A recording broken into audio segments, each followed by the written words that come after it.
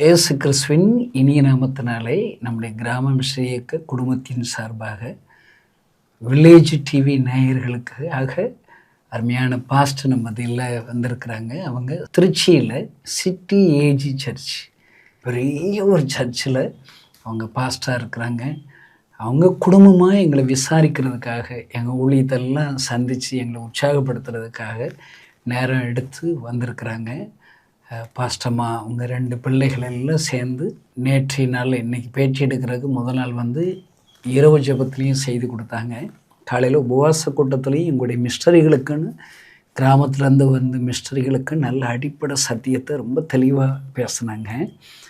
அவங்க நம்ம மத்தியில் வந்திருக்கிறது பெரிய பெரிய சந்தோஷம். அவங்கள்ட்ட ரொம்ப கேட்டுக்கிட்டேன். அவங்க பைபிள் காலேஜ் டீச்சராகவும் இருந்து பல வருஷங்கள் நூற்றுக்கணக்கான வாலிபர்களை ஊழியர்களாக உருவாக்கி இருக்கிறதுல ஆண்டவர் உங்களை பயன்படுத்தி இருக்கிறாங்க. அப்படிப்பட்ட இன்னும் ஒரு பெரிய பாஸ்டாக பெரிய சபைகளில் அநேக ஆத்துமாக்களை, நூற்றுக்கணக்கான ஆயிரக்கணக்கான ஆத்துமாக்களை இன்னும் ஆண்டவர் அண்டிகளை வழி நடத்துகிறாங்க. அவங்க நம்ம மத்தியில் வந்திருக்கிற ஒரு பெரிய பெரிய சந்தோஷம். நம்ம கேட்டுக்கொண்டதுக்கு ஏதுவாக நம்மளோடு கூட பேசுவதற்கு அவங்க ஒத்துக்கொண்டாங்க. அதுக்காக நம்ம ஆண்டவருக்கு நன்றி செலுத்தணும், ஐயாவுக்கு நன்றி செலுத்தணும். சார், இயேசு நாமத்தினாலே எங்களுடைய கிராம மிஷன் இயக்க ஊழியத்தின் சார்பாக ஆமீன் வில்லேஜ் டிவி சார்பாக உங்களுக்கு வாழ்த்துக்கள், வரவேற்கிறோம். தேங்க்யூ. இவ்வளோ பெரிய பாஸ்டர் எங்கள் இடத்துக்கு வந்ததே பெருசு, எங்களை விசாரிக்கிறதே பெருசு. எங்களோட நேராக செலவழித்து கிராமத்தில் இருந்து பார்க்குற அநேக ஜனங்களுக்கு, புதுசாக இயேசுவை ஏற்றுக்கொண்ட ஜனங்களுக்கு நீங்கள் சாட்சிகளை பேட்டியாக சொன்னீங்கன்னா அது நலமாக இருக்குன்னு மனசில் பட்டதுனால உங்கள்கிட்ட கேட்டோம். நீங்களும் சந்தோஷமாக ஓகே சொல்லியிருக்கிறீங்க. எல்லாத்துக்காக ஆண்டவருக்கு மகிமை பாஸ்டர். Thank you so much. நீங்களும் என்னை அன்போடு கூட வரவழைத்து இந்த ஊழியத்தில் பங்கு பெறுகிற ஒரு வாய்ப்பை கொடுத்தீங்க. அது மாத்திரம் இல்லை, உங்களுடைய அன்பு, உங்களுடைய ஹாஸ்பிட்டாலிட்டி, அதெல்லாம் ஒரு பெரிய தேவன் ஏற்படுத்தி கொடுத்த ஒரு நல்ல பரஸ்பர உறவுக்காக ஆண்டவருக்கு தான் நன்றி செலுத்தணும். நம்ம 2 பேரும் ஒரே தேவனுக்கு ஊழியம் செய்கிறோம். அது ஒரு பெரிய பாக்கியம் இல்லை? ஆண்டவருக்கு ஊழியம் செய்கிறது என்பது அது எவ்வளோ பெரிய பாக்கியம். அவருடைய ராஜ்யத்தை கட்டுற பணியில் தேவன் நம்ம ஒவ்வொருவரையும் ஒவ்வொரு விதத்தில் பயன்படுத்திட்டு வர்றது அது மிகுந்த ஆசீர்வாதமான ஒன்று. அதனால் உங்களோடு கூட இருப்பது ரொம்ப சந்தோஷம். யாரையும் அவருடைய சித்தம் இல்லாமல் ஒருத்தர் சந்திக்கவே முடியாது. நிச்சயமா. அது உலகம் எவ்வளோ கோடிக்கணக்கான ஜனங்கள் இருக்காங்க. அப்போ அவருடைய சித்தம் யார் மூலிமா நிறைவேற்றணும்னு நினைக்கிறாரோ, இப்போ உங்கள் மூலிமா நான் நிறைய கற்றுக்கொள்ள வேண்டியிருக்குன்னு நினைக்கிறேன். அப்படி ஆண்டவர் ஃபீல் பண்ணதுனால தான் உங்கள்கிட்ட என்னை உட்கார வச்சிருக்காரு. நிச்சயமா. அதே போல் உங்களிடத்துலையும் நான் நிறைய கற்றுருக்குறேன். இல்லையா? ஆமாம். ஏன்னா அவனவன் அழைக்கப்பட்ட அழைப்புட்டு ஒன்று இருக்குது, அவனவனுக்கு அளிக்கப்பட்ட கிருபைட்டு ஒன்று இருக்குது. அது பிரத்யேகமான ஒன்று. உங்களுக்கிட்ட கத்தர் வைத்திருக்கிற அந்த அபிஷேகம், கிருபைகள், அது நான் கற்றுக்கொள்ள வேண்டியது நிறைய இருக்குது.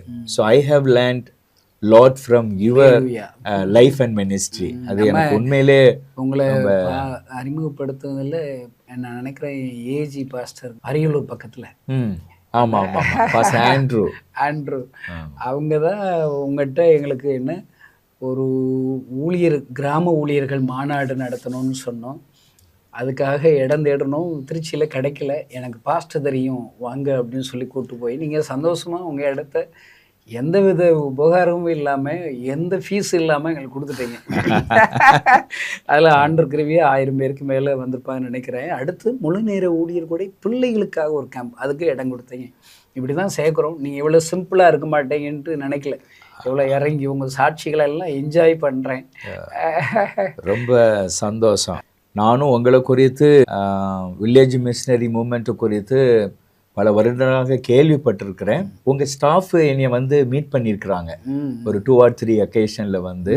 உங்களுடைய ஊழியங்களை குறித்து, நீங்கள் திருச்சியில் அந்த யூத் கேம்ப்பு நடத்துகிறத குறித்து என்னோடு கூட பகிர்ந்து கொண்டிருக்கிறாங்க. பட் அன்ஃபார்ச்சுனேட்லி எனக்கு அந்த ஃபஸ்ட்டு 2 முறை கலந்து கொள்ள முடியல. இந்த முறை வர்றதுக்கு ஆண்டு ஒரு பெரிய வாய்ப்பு கொடுத்தாரு. அதனால் உங்களை குறித்து, இந்த ஊழியத்து குறித்தும் நான் கேள்விப்பட்ட காரியங்கள் இப்போ நான் அதை நேரில் பார்க்குற ஒரு பாக்கியம் ரொம்ப சந்தோஷமான ஒன்றா இருக்குது. அப்போ இந்த ஃபெல்லோஷிப் நம்ம 2 பேரும் சந்தோஷம் கொடுத்தது. இந்த பேட்டி மூலிமா ஆயிரக்கணக்கான லட்சக்கணக்கான ஜனங்களுக்கு பிரயோஜனமாக மாறப்போகுது. அல்லேலூயா. எனக்கு ஃபஸ்ட்டு உங்களுடைய பேர், உங்கள் குடும்பம் உங்களை அறிமுகப்படுத்துகிறது நல்லதுன்னு நினைக்கிறேன். சரி, என்னுடைய பெயர் ஜெயபிரகாஷ். நான் பிறந்து வளர்ந்ததெல்லாம் திருநெல்வேலி மாவட்டம் பாளையங்கோட்டை. அப்பா வந்து ரயில்வே மெயில் சர்வீஸில் ஒர்க் பண்ணாங்க, ஆர்எம்எஸ்ஸில் திருநெல்வேலியில், பிஃபோர் ஹிஸ் மேரேஜ். அவங்க அப்புறம் அம்மா திருமணமாகி அவங்க ஆரம்பத்தில் திருநெல்வேலி கலெக்டரேட் பக்கம் கொக்கரகுளத்தில் குடியிருந்திருக்கிறாங்க. அதை தொடர்ந்து நாங்கள் பாளையங்கோட்டைக்கு வந்தோம். என்னுடைய படிப்பு ஆண்டுடைய கிருபையினால் பாளையங்கோட்டையில் தான் எல்லா ஸ்டடீஸ் எல்லாமே பாளையங்கோட்டை தான். சென்ட் ஜான்ஸ் ஹையர் செகண்டரி ஸ்கூலில் தான் படித்தேன். காலேஜும் சென்ட் ஜான்ஸ் காலேஜில் தான் படித்தேன். என்னுடைய போஸ்ட் கிராஜுவேட் டிகிரி மட்டும் சிறுவைகுண்டம் காலேஜில் படித்தேன். ஆண்டுடைய அழைப்பு இருந்ததுனால ஆண்டு ஊழியத்துக்கு அழைத்தார். ஊழியத்து நிமித்தம் வேதாகம கல்லூரியில் படிப்பதற்காக southern Asia Bible college, assemblies of God assemblies of Bible college, அங்கே 3 ஆண்டுகள் போய் படித்தேன். இன் மீன் டைம் என்னுடைய 91 நான் டிகிரி முடித்தேன். அதுக்கிடையில் ஒரு 7 ஆண்டுகள் ஒரு சாதாரண பிஸ்னஸ் ஒன்று பண்ணினேன். ஆமாம், ஸோ பிஸ்னஸ் இன்வால்மெண்ட்டு இருந்தது. கொஞ்சம் மியூசிக்கெல்லாம் வாசிப்பேன். ரொம்ப ப்ரொஃபஷனலாக வாசிக்காட்டாலும் அது ஆண்டு கொடுத்த ஞானம். அதனால் அது சினிமா ஆர்கெஸ்ட்ரா அந்த மாதிரி போய் வாசித்ததில்லை. நம்முடைய காஸ்பிள் டீமில். ஆமாம், காஸ்பிள் டீமில். இதெல்லாம் நீங்கள் திருநெல்வேலியில் இருக்கும்போதே ஆமாம், ஆண்டு கற்றுக் கொடுத்தது. 1986 வருஷத்தில் இருந்து 97 வருஷம் டிசம்பர் வரைக்கும் ஃபுல் டைமாக நான் தபேலா இன்ஸ்ட்ருமெண்ட்டு மெயினாக வாசிப்பேன். அது போக ரிதம் பேடு, கிட்டாரு, அப்போ கொஞ்சம் கிட்டார் வாசிப்பேன். அப்படி ஆண்டர் இதை எங்கேயும் போய் முறையான கற்றுக்கொண்டு அப்படி அல்ல, ஆண்டருடைய ஞானம் அதை எங்களுடைய பாஸ்டருடைய உற்சாகத்திலையும் அவங்க ஏன்னா ஒருத்தர் நம்மளை பயன்படுத்தினா தான் நம்ம உருவாக முடியும். அதனால் அவங்க சர்ச்சில் வாசிக்கிறதுக்கு அப்படியெல்லாம் வாய்ப்புகளை கொடுத்து பிள்ளைகள் பாஸ்டர். ஆமாம், ஆண்டருடைய கிருபையினால் எனக்கு படிப்பு முடித்ததுக்கப்புறம் திருமணம் ஆச்சு. என்னுடைய மனைவிக்கு நாகர்கோயில், அவங்க அங்கே இருக்கிற பாஸ்டர் டிஜி போவாஸ், அவங்க சர்ச்சு பிலீவர். அவங்க திருமணம் முடித்து ஆண்டவர் எங்களுக்கு 2 பெண் பிள்ளைகளை கற்றுக் கொடுத்துருக்கிறாரு. ஆமாம், உங்களுக்கும் 3 பொண்ணு ஒரு பையன். ஆமாம், ரொம்ப சந்தோஷம். ரொம்ப பெண் பிள்ளைகளை வச்சுருக்கவங்க பூரா பணக்காரங்க. உண்மைதான். அதாவது ஒரு காலத்தில் வந்து ஆண் பெண் வேறுபாடுகள் வந்து ரொம்ப இருந்துச்சு இல்லை? ஆமாம். ஆனால் இன்றைக்கு வந்து ஆண்களுக்கு சமமாக பெண் பிள்ளைகளும் நல்லா படித்து இந்த சமூகமும் நிறைய மாறி இருக்குது. அதனால அந்த வாய்ப்புகளை பிள்ளைங்களும் பயன்படுத்தி மேலே வந்து என்னுடைய மகா மூத்த மகா வந்து அவங்க எல்எல்பி முடிச்சிருக்காங்க. முடிச்சுட்டு அவங்க இப்போ ஒரு திருச்சியில் ஒரு அட்வொகேட்டுக்கிட்ட அவங்க ப்ராக்டிஸ் பண்ணிட்டு இருக்காங்க. அதுவும் ஊழியம் தான். ஏன்னா எவ்வளவு ஜனங்கள் எந்த லாயற்ற போகணும்னு சொல்லி கஷ்டம்தான். ஆனால் இப்படி ரட்சிக்கப்பட்டு ஊழியத்தில் இருக்கிற முழுநேர ஊழியருடைய மக வந்து இப்படி இருக்கனாலே உண்மையாகவே இது ஆண்டவர் நாம மகிமைக்காக இருக்கும். உண்மை. ஏன்னா இன்றைக்கு கிறிஸ்தவ குடும்பங்கள் அப்புறம் ஊழியக்காரர்கள் பல ஊழியங்கள் நிறைய பிரச்சனைகளை சந்திக்கிறோம். நம்ம கோர்ட்டுக்கு போகணுன்ட்டு விரும்பலை, ஆனால் நம்மளை கோர்ட்டுக்கு இழுக்கிற அந்த சூழ்நிலைகள் வரும்போது நமக்கு இதெல்லாம் இன்றைக்கு அவசியமான ஒன்றாக தான் இருக்குது. என்கிட்ட கூட நிறைய பேர் கேட்டாங்க, என்ன உங்கள் பிள்ளையை கொண்டு போய் லா படிக்க வச்சுருக்கீங்க? அது வந்து தேவனுடைய நடத்துதலின் அடிப்படையும் ஒரு ஊழியக்கார் மூலமாய் கர்த்தர் அதை உணர்த்தி பேசினார். ஆக்சுவலாக எனக்கு லா படிக்கணுங்கிற ஒரு விருப்பம் இருந்துச்சு. அப்பா படிக்க வைக்க மாட்டேன்ட்டாங்க. அப்போ பிள்ளைகள்கிட்டையும் நான் அது ஒரு வாய்ப்பு கொடுத்தேன். ஆனால் ஆரம்பத்தில் பிள்ளைங்களுக்கும் அது ஒரு விருப்பம் இல்லாமல் தான் இருந்தது. ஆனால் ஒரு தேவ மனிதன் எங்கள் வீட்டுக்கு வந்திருக்கும்போது ஜோம் பண்ணார் பிள்ளைங்களுக்காக. அப்போ அவர் ஸ்பெசிஃபிக்காக சொன்னார், மகா பெரியவளை வந்து நீங்கள் லா படிக்க வைங்க அப்படின்னு. எதனால பாஸ்டர் அப்படி சொல்கிறீங்க அப்படின்னு கேட்டேன். இல்லை ஆண்டவர் என்கிட்ட உணர்த்துறாரு அப்படின்னு சொன்னார். I feel in my spirit அப்படின்னாரு. இப்போ நீங்களே சொல்லுங்க அப்படின்னு சொன்னேன். அது ஒரு நடத்துதலாக தான் இருந்தது. அவளும் பை காட்ஸ் கிரேஸ் முடித்து இப்போ ப்ராக்டிஸ் பண்ணிகிட்டு இருக்கிறாங்க. என்னுடைய 2வது மகள் அவள் வந்து பிடிஎஸ் பண்ணிகிட்டு இருக்காங்க. இந்த வருஷம் 4th இயரு. நல்ல ஆண்டோடைய கிருபையில் பிள்ளைங்க படிப்பதற்கு ஆண்டவர் ஒரு கிருபை பாராட்ட சந்தோஷம். இப்போ எங்கள் கிராமத்தில் இருக்கிற ரட்சிக்கப்படாத ஜனங்களை நம்ம டிவி பார்ப்பாங்க, புதுசாக ரட்சிக்கப்பட்டு வளர்ந்தவரும் பார்ப்பாங்க. அதனால் இவங்களுக்கு பிரயோஜனமாக நீ அந்த ரட்சிக்கப்பட்ட அந்த சாட்சியை சொன்னீங்கன்னா யூஸ்ஃபுல்லாக இருக்கும்னு நினைக்கிறேன். அதாவது நாங்கள் வந்து ஆரம்ப நாட்களில் என்னுடைய தாத்தா பாட்டி எல்லாம் அவங்கெல்லாம் வந்து வேறு மார்க்க பின்னணியத்தில் இருந்தவங்க தான். அன்றைக்கு அப்படி தானே நம்முடைய சமூகம் அப்படி தான் இருந்தது. எங்களுடைய அப்பாவுடைய அப்பா தாத்தா பேர் தங்க பெருமாள். ஆமாம். அப்பாவுடைய அப்பா பாட்டி அவங்க பேர் வந்து வள்ளி. எங்கள் அம்மாவுடைய அம்மா பேர் தெய்வான. ஆனால் எங்கள் அம்மாவுடைய அப்பா தாத்தா பேர் அவர் பேர் தாசன். அன்றைக்கு அவங்களுக்கு போதகர்களாக இருந்தவர்களும் அவங்களுக்கு இருந்த வேத அறிவும் அவங்களுக்கு இருந்த அனுபவங்கள் எந்த அளவுக்கு அவங்களுக்கு இருந்துட்டு எனக்கு தெரியலை. ஆனால் அவங்க இயேசுவை ஏற்றுக்கொண்டாங்க. இயேசு ஏற்றுக்கொண்டு அப்பாவுடைய அப்பா வந்து அவர் பேர் தானியேல் அப்படின்ட்டு பேர், பாட்டி பேர் அன்னாள். எங்கள் அப்பாவும் அம்மாவும் அவங்க ஆண்டவரை அறிந்து அவங்க ஒரு முழுமையான ரட்சிப்பின் அனுபவத்தில் வந்தாங்க. அதற்கும் காரணம் என்ன அப்படின்னா, அந்த நாட்களில் எங்கள் குடும்பத்துக்கு விரோதமாக செய்வனை வச்சு அம்மா அதை பாதிக்கப்பட்டு ரொம்ப கஷ்டப்பட்டாங்க. ஒரு 4 ஆண்டுகள் அவங்க போகாத கோவில் இல்லை, பார்க்காத வைத்தியம் இல்லை. வைத்தியர்கள் அன்றைக்கெல்லாம் இந்த மாதிரி செய்வனை இதெல்லாம் எடுக்கிறதுக்கு வைத்தியர்கிட்ட தான் போவாங்க. அவங்க என்ன பண்ணுவாங்கன்னா, ஒரு ஆவியை விரட்டுற மாதிரி விரட்டி அப்புறம் இன்னொன்று ஏவி விட்டுருவாங்க. ஏன்னா அவங்களுக்கு ஒரு மாத வருமானம் பொழைப்பு வேணும் இல்லை. ஸோ இந்த மாதிரி நெருக்கடியான காலகட்டங்கள். இதில் 3 பிள்ளைங்க. எனக்கு 3 வயசு, எனக்கு அடுத்த தங்கச்சிக்கு 1.5 வயசு, அப்புறம் ஒரு பிறந்த குழந்தை ஒரு 2 மாதம் 3 மாதம் குழந்தை. அப்பா ரொம்ப கஷ்டப்பட்டிருக்காங்க அந்த சூழ்நிலையில். இந்த அனுபவத்தில் தான் பல கோவிலுக்கு போக, கத்தோலிக்க சர்ச்சிலெல்லாம் கொண்டு போய் புளியம்பட்டி, திருநெல்வேலியில் புளியம்பட்டிட்டு ஒரு இடம் இருக்குது, அங்குள்ள கோவிலெல்லாம் எங்கள் அம்மா போய் இருந்திருக்காங்க. அப்புறம் ஃபெய்த் ஹோம், நம்ம அந்த நாட்களில் ஃபெய்த் ஹோம், இந்த டிபிஎம் சர்ச்சஸ், அங்கே போய் உட்காந்து அவங்கெல்லாம் ஜெபம் பண்ணியிருக்கிறாங்க. எங்கள் பாட்டிமா ஒருத்தங்க உண்டு, எங்கள் அம்மாவுக்கு அத்தை. அவங்க வந்து பாளையங்கோட்டை சமாதானபுரத்தில் உள்ள அசம்பிளிஸ் ஆஃப் காட் சர்ச்சுக்கு அவங்க போகிறவங்க. அவங்க தான் அம்மாட்ட சொல்லி, சர்ச்சில் ஒரு 3 நாள் மீட்டிங் நடக்குது, நீ வாட்டு சொல்லி அந்த கூட்டத்துக்கு அம்மா போயிருக்கிறாங்க.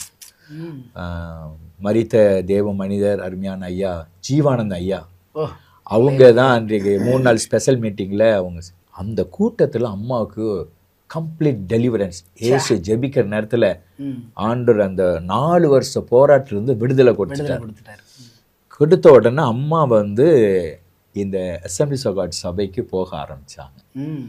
அப்பாவும் வந்து நம்ம சிஎஸ்ஐ பேக்ரவுண்டில் இருந்தவங்க தான். அந்த நாட்களில் பெந்தேகோஸ்து சபையெல்லாம் ரொம்ப கடினமான உபதேசம்னு சொல்லுவாங்க. என்னன்னா, ஞானசானம் எடுக்கனாலே தாலியை கலத்தணும், நகையெல்லாம் கலத்தணும், அந்த மாதிரி டீச்சிங் இருந்த காலகட்டம். அதனால் அம்மா சபைக்கு போய் அப்பா 2 வருஷத்துக்கு அனுமதி கொடுக்கல. அதுக்கப்புறம் அவங்க ஞானசானம் எடுத்து அம்மா சபைக்கு ரெகுலராக போய் ரொம்ப ஆண்டவரை ரொம்ப உறுதியாக பிடிச்சுக்கிட்டாங்க. ஸோ அந்த அனுபவம்.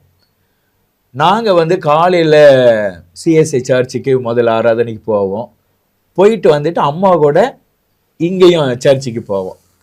ஆமாம், அப்பா சொல்லுவாங்க, என் பிள்ளைகளை போட்டு இப்படி வெயிலில் போட்டு அழைக்கிறியே அப்படியெல்லாம் ஆரம்பத்தில். சரி, ஆனால் அவங்க 4 வருஷம் பாடுபட்டாங்கல்ல, அதனால சரி. ஆமாம், எப்படியாவது அப்படி தான் சர்ச்சுக்கு போக. நம்ம கிறிஸ்தவ குடும்பத்தில் பிறந்து வளர்ந்ததுனால சின்னதுலேருந்தே ஆண்டவர் வந்து பெற்றோர் மூலம் நம்மளை பக்தியாக வளர்த்தாங்க. அதனால் நான் வந்து உண்மையாகவே எங்கள் அம்மாவுக்கும் அப்பாவுக்கும் ஆண்டவர் எங்களுக்கு கொடுத்த நல்ல பக்தியான தாய் தகப்பனுக்காக நான் ஆண்டவருக்கு ரொம்ப நன்றி சொல்லுறேன். ஆமாம், அதில் தான் இப்போ ஜீவானந்தா சார் போட்ட விதைகள் அப்படியே உருவாகி எவ்வளோ பெரிய சந்ததியில் உருவாக்கி இருக்கு பாருங்க. கண்டிப்பாக கண்டிப்பாக அது ஒரு பெரிய ஆசீர்வாதம். ஏற்றுக்கொண்டாங்க. நீங்கள் வளர்ந்து வர்றீங்க. வளர்ந்து வர்றோம். ஸோ வளர்ந்து வர்ற காலத்தில் எனக்கு 12th ஸ்டாண்டர்ட் படிக்கிற வரைக்கும் திருநெல்வேலியில் இருக்கிற எந்த சினிமா தேட்டருமே தெரியாது, எந்த சினிமா நடிகர்கள் பற்றியும் தெரியாது. ஊரில் வந்து இந்த பொங்கல் அன்னைக்கெல்லாம் ஊரில் படம் போடுவாங்க. அப்போ இந்த திரைப்படம் போடுவாங்க தெருவில். ஆமாம், தெருவில். அதில் அதை பார்க்குறக்கு ரொம்ப கஷ்டப்பட்டு போராடி அனுமதி கேட்போம். அனுமதி கிடைக்காது. அப்பாட்டையும் கிடைக்காது. அப்பா சில நேரம் டியூட்டி விஷயமா வெளியூருக்கு போவாங்க. ட்ரெயினில் போவோம், லெட்டர் ஷார்ட் பண்ணிட்டு போவாங்க. ட்ரெயினில் போகும்போது திருச்சிக்கு, அப்புறம் சென்னைக்கு, விழுப்புரத்துக்கு, அப்படி அவங்க டியூட்டியில் போவாங்க. அப்படி இல்லாத நேரத்தில் அம்மாவை எப்படியாவது கொஞ்சம் கன்வின்ஸ் பண்ணி அப்படி தான் பார்க்குறது. அப்படி கொஞ்சம் பயந்து இருந்த காலம். அப்புறம் காலேஜ் டேஸ் வந்ததுக்கப்புறம் ரொம்ப ஒரு வித்தியாசமான அனுபவமாக இருந்துச்சு. ஏன்னா காலேஜ் போனால் ரொம்ப ஃப்ரீ ஆயிடுச்சு. இது டெய்லி படிக்கணும். ஸ்கூல் லைஃப் வேறு, வாத்தியார் கம்போடு வருவார். காலேஜெல்லாம் கம்பு கிடையாது இல்லை. காலேஜ் போனோடனே ரொம்ப ஒரு ஃப்ரீனஸ் வந்துடுச்சு. மீன்வைல் நானும் இந்த மியூசிக்கல் ப்ரோக்ராம்ஸ் எல்லாம் போக ஆரம்பித்தோம். ஸோ அப்போ கொஞ்சம் லைஃப்பில் ஒரு சின்ன தடுமாற்றம். அப்படி கொஞ்சம் நம்ம கிறிஸ்தவ குடும்பங்கள் இருக்கிற வாலிபர்கள் தம்பிமார்கள் பற்றி தான் தெரியும்ல. அதனால் கொஞ்சம் ஒரு பின்மாற்றத்தின் அனுபவங்கள் வந்தாலும் அந்த ஜெபம் பண்ணுறது, பைபிள் வாசிக்கிறது அதெல்லாம் ரொட்டீனாக இருக்கும். ஏன்னா அது காலையில் முன்னே வீட்டில் 5 மணிக்கு ஃபேமிலி ப்ரேயர் உண்டு, முடிச்சோன்னு எல்லோரும் பைபிள் வாசிக்கணும். ஸோ இந்த இது வந்து ஞாயிற்றுக்கிழமை சர்ச்சு அதில் எல்லாம் கரெக்டாக இருக்கும். ஆனாலும் இந்த அனுபவத்தில் அப்புறம் கர்த்தர் என்னோடு கூட பேசினார். நான் இந்த நேரத்தில் எங்களுடைய பாஸ்டர் அவங்கள குறித்து கண்டிப்பாக சொல்லி ஆகணும். பாஸ்டர் ரத்தனபால் திருநெல்வேலி ஐயா. ஆமாம், திருநெல்வேலியில் துதியன்கோட்டை சபையினுடைய தலைமை போதகர். அவங்க எங்களை ரொம்ப நேசிக்கிறவங்க, என் மேலே ரொம்ப அன்பாக இருப்பாங்க. அவங்களுக்கு வந்து பாட்டு நல்லா பாடுவாங்க. அது இந்த கர்நாடக சங்கீத பாடல்கள்னால் அவங்களுக்கு ரொம்ப பிடிக்கும். கிளாசிக்கல் சாங்ஸ் எல்லாம் நான் தபேல வாசிப்பேன்ல. அதனால் பாஸ்ட் வெளியில் மீட்டிங் போகும்போதெல்லாம் என்னையை கூட்டிட்டு போவாங்க. ஆமாம், அவங்க கூட போவேன். ஆனால் நான் பூர்ண ரட்சிப்பு அனுபவம் இல்லை. ஆமாம். ஆனால் பாஸ்டர் தம்பி ஞானசானம் எடுக்கணும், ஏசு கிறிஸ்து வந்தாருன்னா நீ கைவிடப்பட்டு போகக்கூடாது அப்படி சொல்லுவாங்க. நான் அவர்கிட்டே சொல்லுவேன், நான் ஞானசானம் எடுத்ததுக்கப்புறம் தான் ஏசு கிறிஸ்து வருவார் அப்படின்னு சொல்லுவேன். அதை கூட பாஸ்டர் சில இடத்துல உதாரணத்துக்கு சொல்லியிருக்கிறாங்க. 1990 வருஷம் நான் எம்ஏ ஃபஸ்ட் இயர் படித்துட்டு இருந்த போது ஒரு யூத் கேம்ப் எங்கள் அசம்பிளிஸ் ஆஃப் காட்ல வந்து சிஏ கேம்ப்னு சொல்லுவாங்க, கிரைஸ்ட் அம்பாசிடர், கிறிஸ்துவின் ஸ்தானிகர். அது யூத் டிபார்ட்மெண்ட்டுக்கு உரிய பெயர். அந்த கேம்ப் வந்து நம்முடைய மதுரையில் ஏஜி தமிழ்நாடு பைபிள் காலேஜ்ட்டு ஒன்று இருக்குது. அந்த காலேஜ் கேம்பஸில் வச்சு நடக்குது. சர்ச்சிலேருந்து மற்றவங்க எல்லாரும் பஸ்ஸில் அந்த யூத் லீடர் பொறுப்பாக கூட்டிகிட்டு போனார். என்னை மட்டும் எங்கள் பாஸ்டர் அவரு கூட தனியாக கூப்பிட்டு வந்தார். கூப்பிட்டு வந்து அந்த கேம்பில் எனக்கு ரிஜிஸ்ட்ரேஷன் அவங்க தான் பண்ணாங்க. என் கையில் 100 ரூபாய் செலவுக்கும் கொடுத்தாங்க. கொடுத்துட்டு எங்கள் சர்ச் யூத் லீடர்கிட்ட, இந்த தம்பியை பத்திரமா என்னது பார்த்துக்கணும், இவன் ஓடி வந்துடக்கூடாது அப்படி சொல்லி என்னை அந்த கேம்பில் விட்டுட்டு போனாங்க. இந்த கேம்ப் வந்து என்னுடைய வாழ்க்கையில் ஒரு பெரிய மாற்றத்தை உண்டு பண்ணினது. ஸோ அந்த கேம்ப் நான் தான் அந்த ஃபஸ்ட்டு சிஏ கேம்ப், அந்த சென்ட்ரல் கேம்ப் அட்டன் பண்ணியிருந்தேன். மற்றபடி அந்த செக்ஷன் அளவில் சின்ன அளவில் கூட்டங்கள் நடக்கும். இந்த பெரிய முகாம் அந்த ஃபஸ்ட்டு கேம்ப்பு, அந்த கேம்பில் நான் ரட்சிக்கப்பட என்னுடைய வாழ்க்கையை ஒப்பு கொடுத்தேன். ஆண்டு பேசினார் என்கிட்ட. அந்த கேம்பில் ஆண்டு ஊழியத்தை குறித்து என்கிட்ட பேசினார். அந்த 1990 ஊழியத்துக்கும் ஒப்பு கொடுத்தேன். போயிட்டு வந்து நான் வந்து ஞானஸ்தானம் எடுத்துக்கிட்டேன்.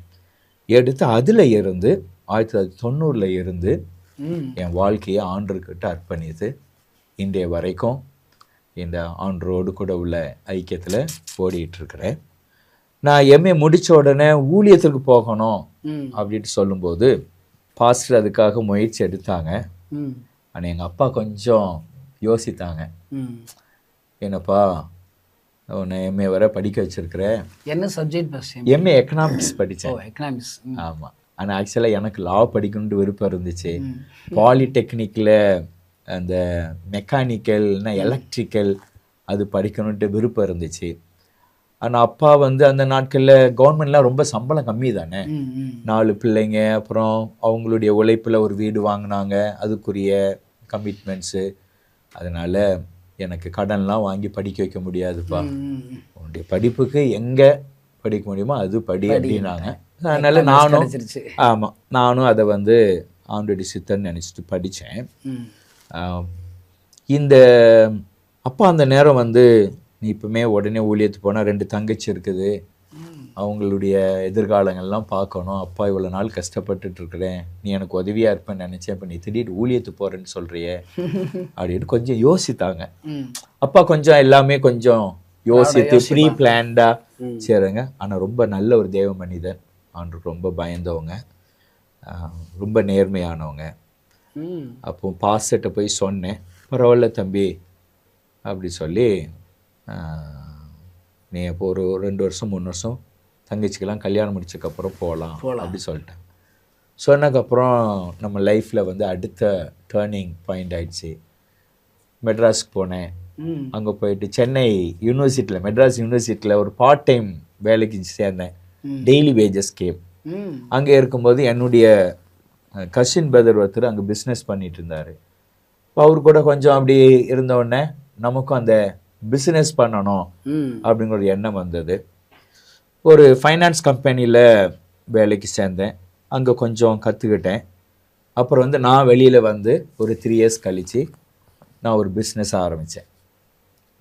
அப்போ அந்த நாட்களில் எஸ்டிடி பூத் ரொம்ப நல்ல பிஸ்னஸ். அது ஒன்று எஸ்டிடி பூத்து, ஜெராக்ஸு, ஜாப் டைப்பிங், அப்புறம் ஒரு சின்ன அளவில் சீட்டு, இதெல்லாம். அப்புறம் பார்ட் டைமாக இந்த சாரீஸ் இதெல்லாம் இன்ஸ்டால்மெண்ட்டில் பண்ணுறது. ஸோ இந்த மாதிரி இதுக்கடையில் மியூசிக் ப்ரோக்ராம் போகிறது, இப்படி பல விதத்தில் பண்ணுறீங்க. ஆமாம், சர்ச்சில் ஒளியும் அப்படி ரொம்ப ஒரு பிஸியானுடைய லைஃப் வந்து 92ல் இருந்து வந்து கொஞ்சம் பிஸியாக போய்கிட்டு இருந்தது.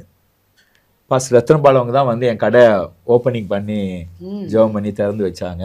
அப்புறம் ஒரு நாள் நைட்டு வந்து ஆராதனையில் பாஸ்டர் வந்து மெசேஜ் கொடுக்கும்போது பேதுரு குறித்து பேசுனாங்க.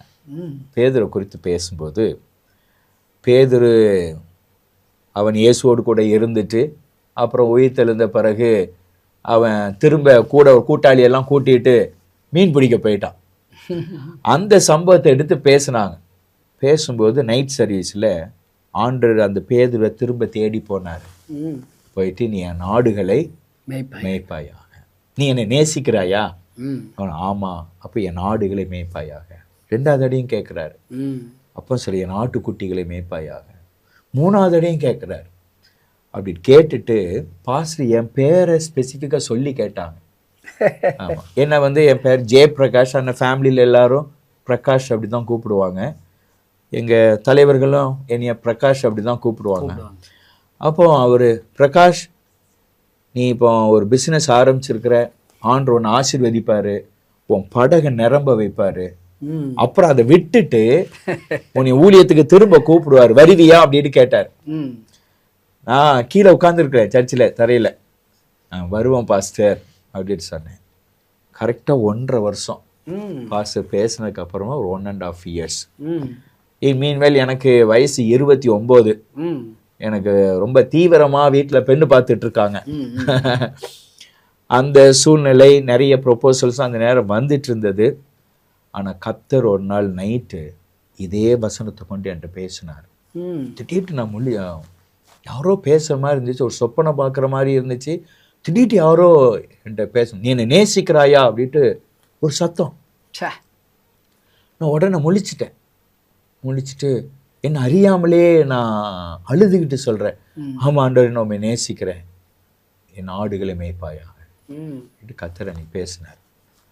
அன்றைக்கு என்ன ஆண்டவருக்கு ஒப்பு கொடுத்துட்டு, ஸோ என் மீன்வயல் வந்து எங்கள் பாஸ்டர் ரத்னம்பால் அவங்க துதியன் கோட்டை ஏஜ் சர்ச் அப்படின்னு சொல்லி அது துவங்கப்பட்டு அவங்க அந்த ஊழியத்துக்கு போனாங்க. இங்கே மருதையா அவங்க பாளையங்கோட்டை சர்ச்சுக்கு பொறுப்பெடுத்தாங்க. நாங்கள் வந்து சர்ச்சை விட்டு போகல. ஏன்னா அப்பா ஒரு வார்த்தை சொன்னாங்க, என்னன்னா பாஸ்டர்ஸ் வருவாங்க, பாஸ்டர்ஸ் போவாங்க, வேற இடத்துக்கு போவாங்க, இல்லைன்னா தேவராஜ்யத்துக்கு கூட போயிடுவாங்க.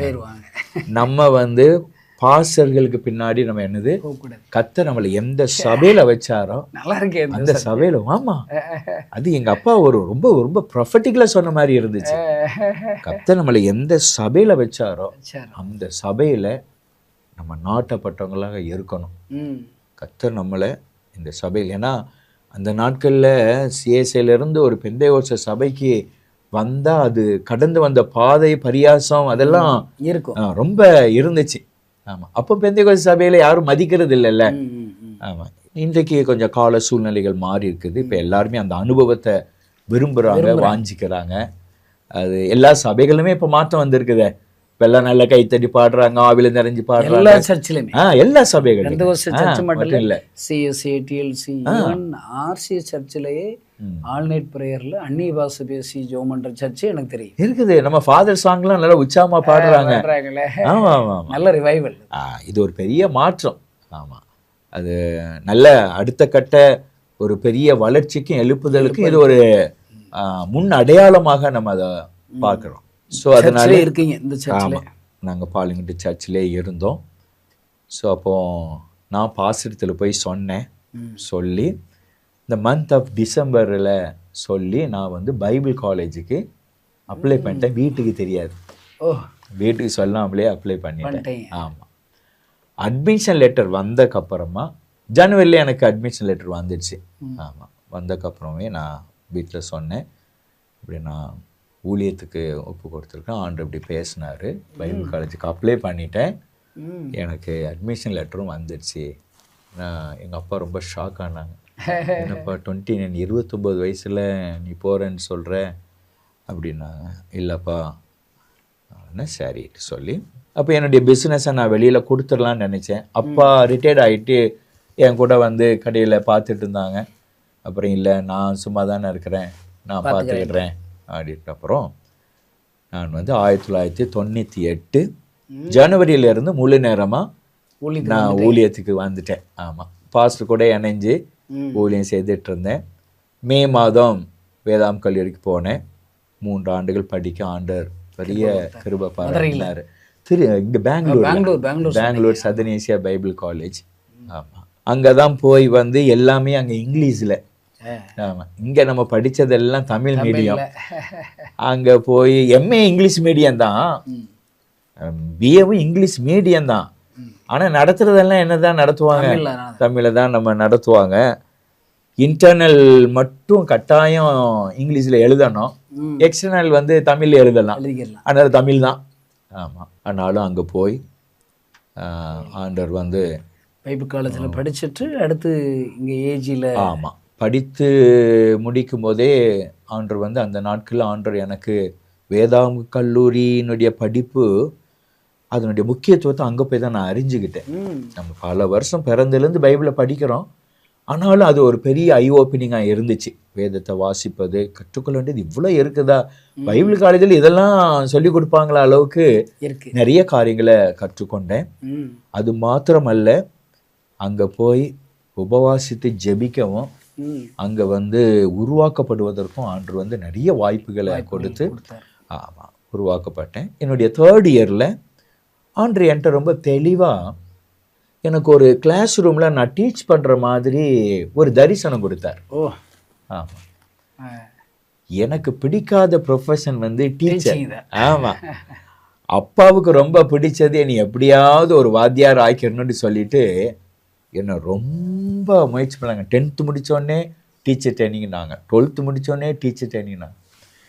நமக்கு வாத்தியார்னாலே அலர்ஜி. ஏன்னா உங்களுக்கு தெரியும், நம்ம காலத்தில் இருந்த வாத்தியார்கள், நம்ம ஸ்கூல் வாத்தியார்கள்லாம் கையில் புஸ்தகம் நோட்டு கொண்டு வர்றாங்களே இல்லையோ, பெரம்போட தான் வருவாங்க. எல்லார் கையில் என்ன இருக்கும், பெரம்பு இருக்கும். வந்த உடனே என்ன செய்வாங்க, கேள்வி கேட்பாங்க. கேள்வி கேட்டு பதில் சொல்லணும்னா அடினா பயங்கரமான அடி விழுமே. ஆமா, மொழியில் அடி விழும், கையில் அடி விழும், குனிய வச்சு டேபிளில் குனிய வச்சு பின்னாடி அடி விழும்.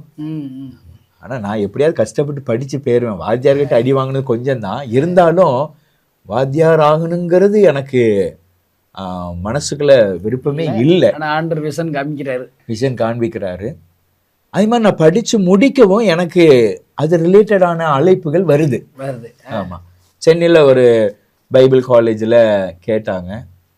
ஆனால் நான் வந்து பாஸ்டர் மருதி அவங்ககிட்ட நான் படித்து முடித்து அவங்க என்னை எங்கே அசிஸ்டன்ட் பாஸ்டராக, நான் பிறந்து வளர்ந்த அதே சபை சர்ச்சிலே பாஸ்டராக வந்துட்டீங்க. ஆமாம், அசிஸ்டன்ட் பாஸ்டராக பண்ணேன். நான் சொன்னேன் நான் ஜோம் பண்ணி சொல்கிறேன் அப்படின்ட்டு கடைசியில் தான் சொன்னேன்.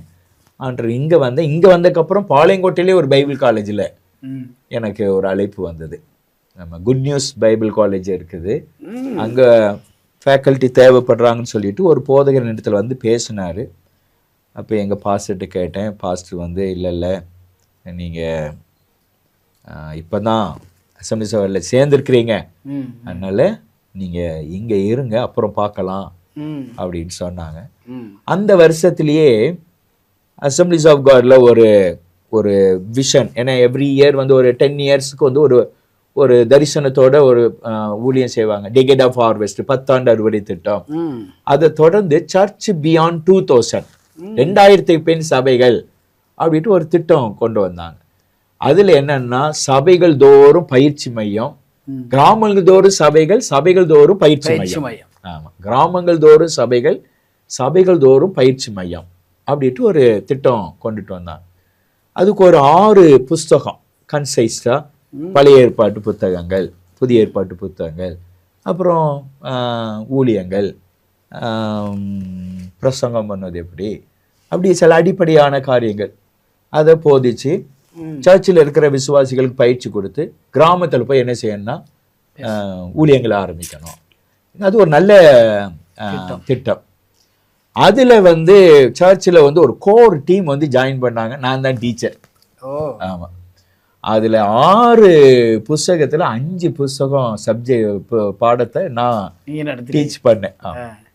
அப்படி இருக்கும்போது பலர் வந்து நீங்கள் நல்ல டீச் பண்ணுறீங்க, அழைப்பு உறுதியாக. ஆமாம், உறுதியாகுது.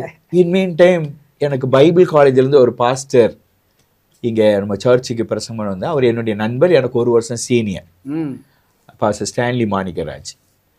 அவங்க நம்ம சர்ச்சுக்கு ஒரு சண்டே வந்திருக்கும் போது அவங்க தான் சொன்னாங்க, நம்ம தமிழ்நாடு பைபிள் காலேஜுக்கு இன்னொரு ஃபேக்கல்ட்டி தேவைப்படுது, இஃப் யூ ஆர் இன்ட்ரெஸ்டட் நீங்கள் அப்ளை பண்ணுங்கன்னாங்க.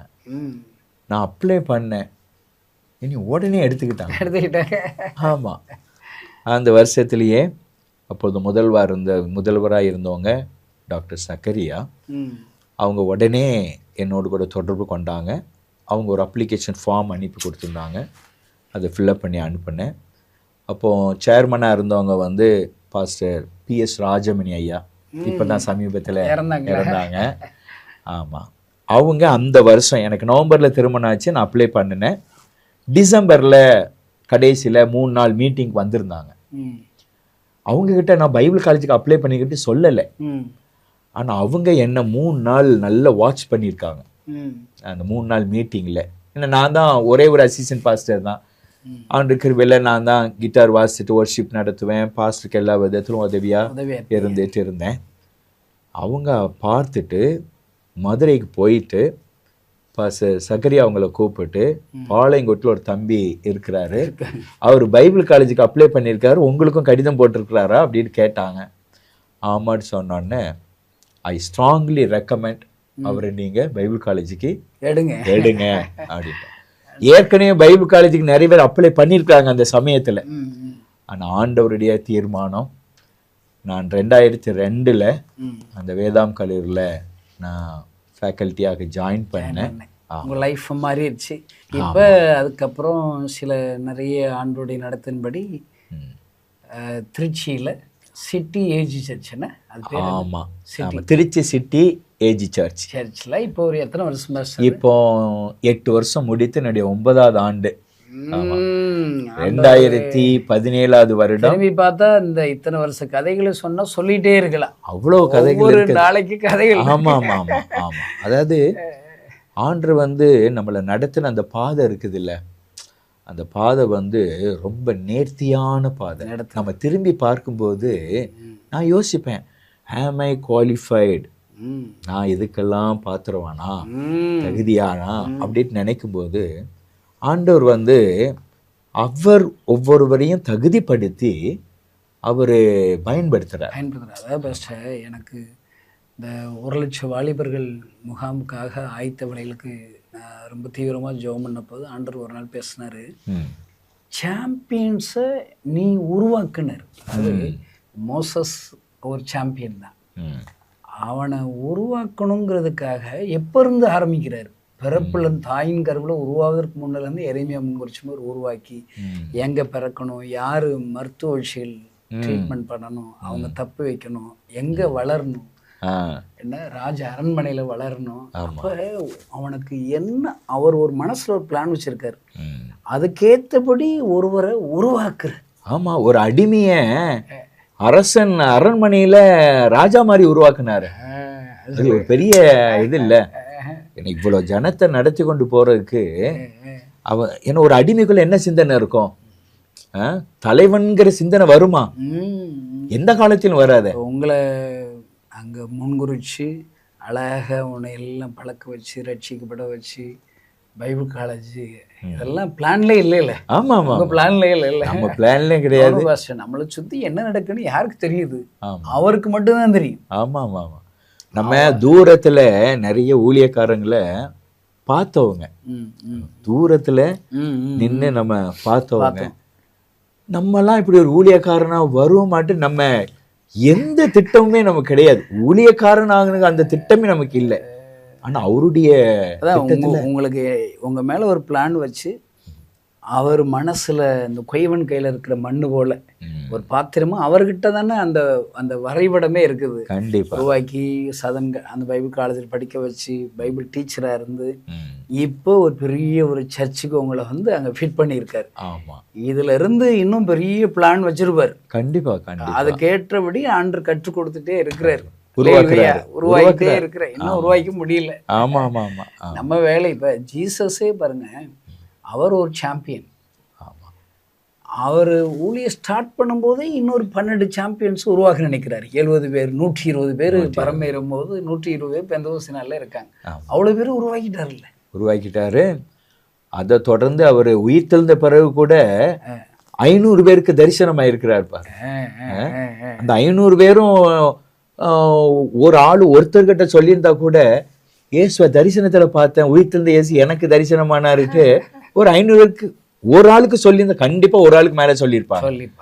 இயேசுவை தரிசனம் உயிர் தெழுந்த இயேசுவை பார்த்ததை நிறைய பேர் சொல்லியிருப்போம். கண்டிப்பா கண்டிப்பா. நம்ம விஎம்எம்முடைய இவ்வளோ பெரிய ஊழியம் ஆரம்பிக்கிறதுக்கு காரணம்னா அவரை பார்த்தது. அவர் உலகத்தில் உள்ள எல்லாருக்காக அழுதுகிட்டே இருக்காரு.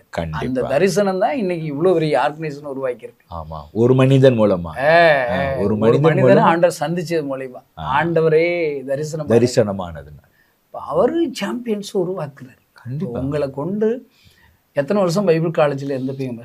எவ்வளவு ஸ்டூடெண்ட்ஸ் அப்ராக்சிமேட்டா நீங்க? அதாவது 15 ஆண்டுகள் வந்து நான் முழு நேரமாக அங்கே இருந்தேன். எங்களுடைய ரெசிடென்ஷியல் ஸ்டூடெண்ட்ஸு எக்ஸ்டென்ஷன் சென்டர்ஸ் மூலமாக எவ்ரி இயர் வந்து குறைஞ்சது மினிமம் வந்து ஒரு 100 பேருக்கு குறையாமல் பட்டம் வாங்குவாங்க. ஸோ அந்த 15 வருஷம்னா வந்து ஒரு 1500 பேருக்கு இது குறைஞ்ச எண்ணிக்கை சொல்றேன். லீடர்ஸை உருவாக்கி இருக்கிறேன். கிருபை உருவாக்குறது அவர்தான். அந்த அவருடைய உருவாக்குற பணியில நம்மளையும் கர்த்தர் ஒரு கருவியா பயன்படுத்தி இருக்கிறார்.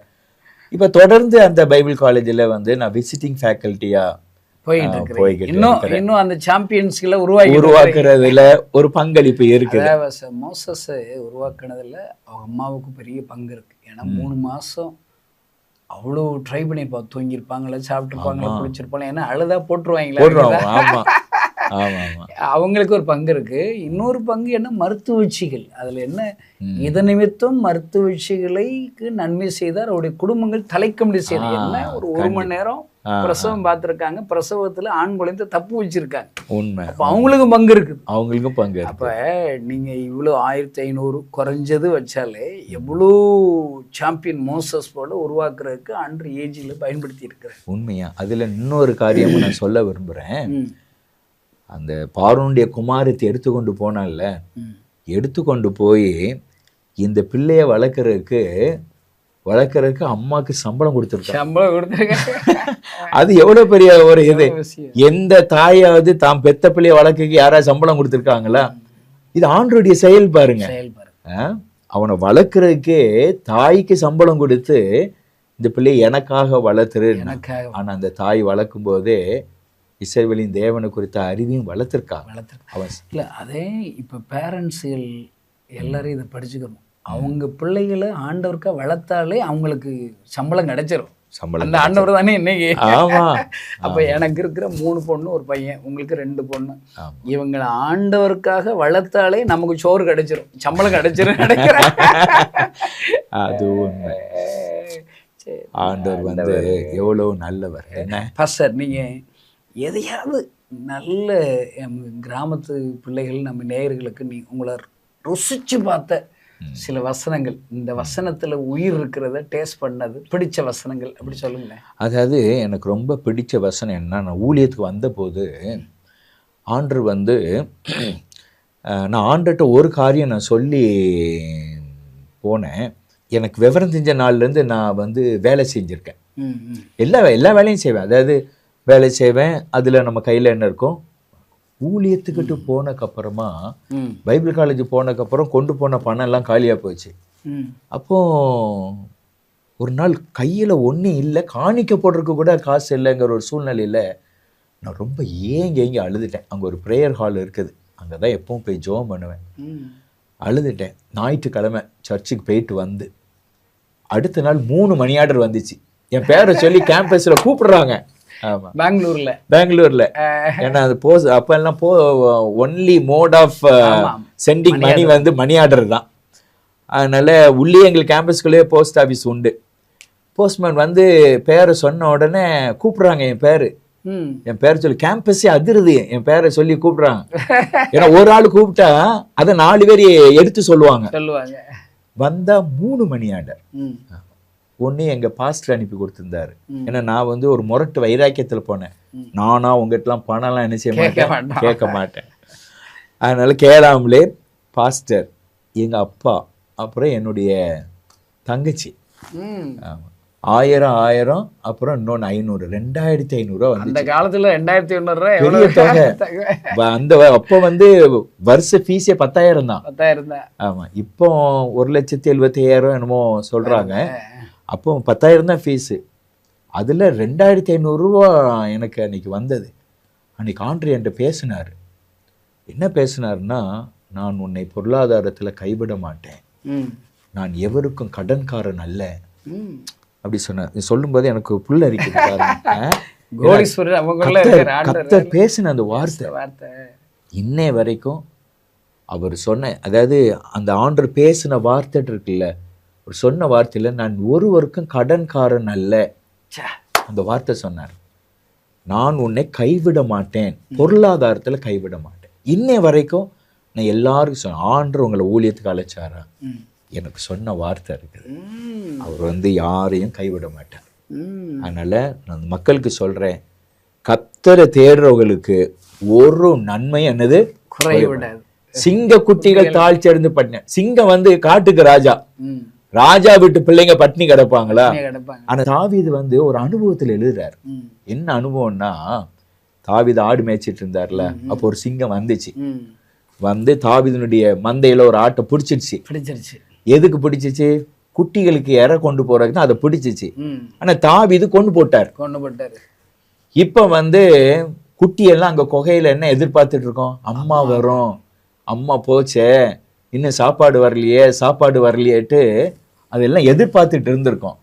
ஆனா தாவீது பாட்டு எழுதுறாரு என்னன்னா, சிங்கக்குட்டிகள்லாம் தாழ்ச்சி அடைந்து பட்டினி கிடந்தாலும் கத்தரை தேடுறவங்களுக்கு ஒரு ஆடு கூட போகாது, ஒரு நன்மை கூட என்னது குறையப்படாது. அதனால நான் இன்றைக்கு ஆசீர்வாதமா இருக்கிறேன், கர்த்தர் குறைவில்லாமல் நடத்துறாரு, உங்களை ஆண்டு குறைவில்லாமல் நடத்துறாருன்னா என்ன காரணம்?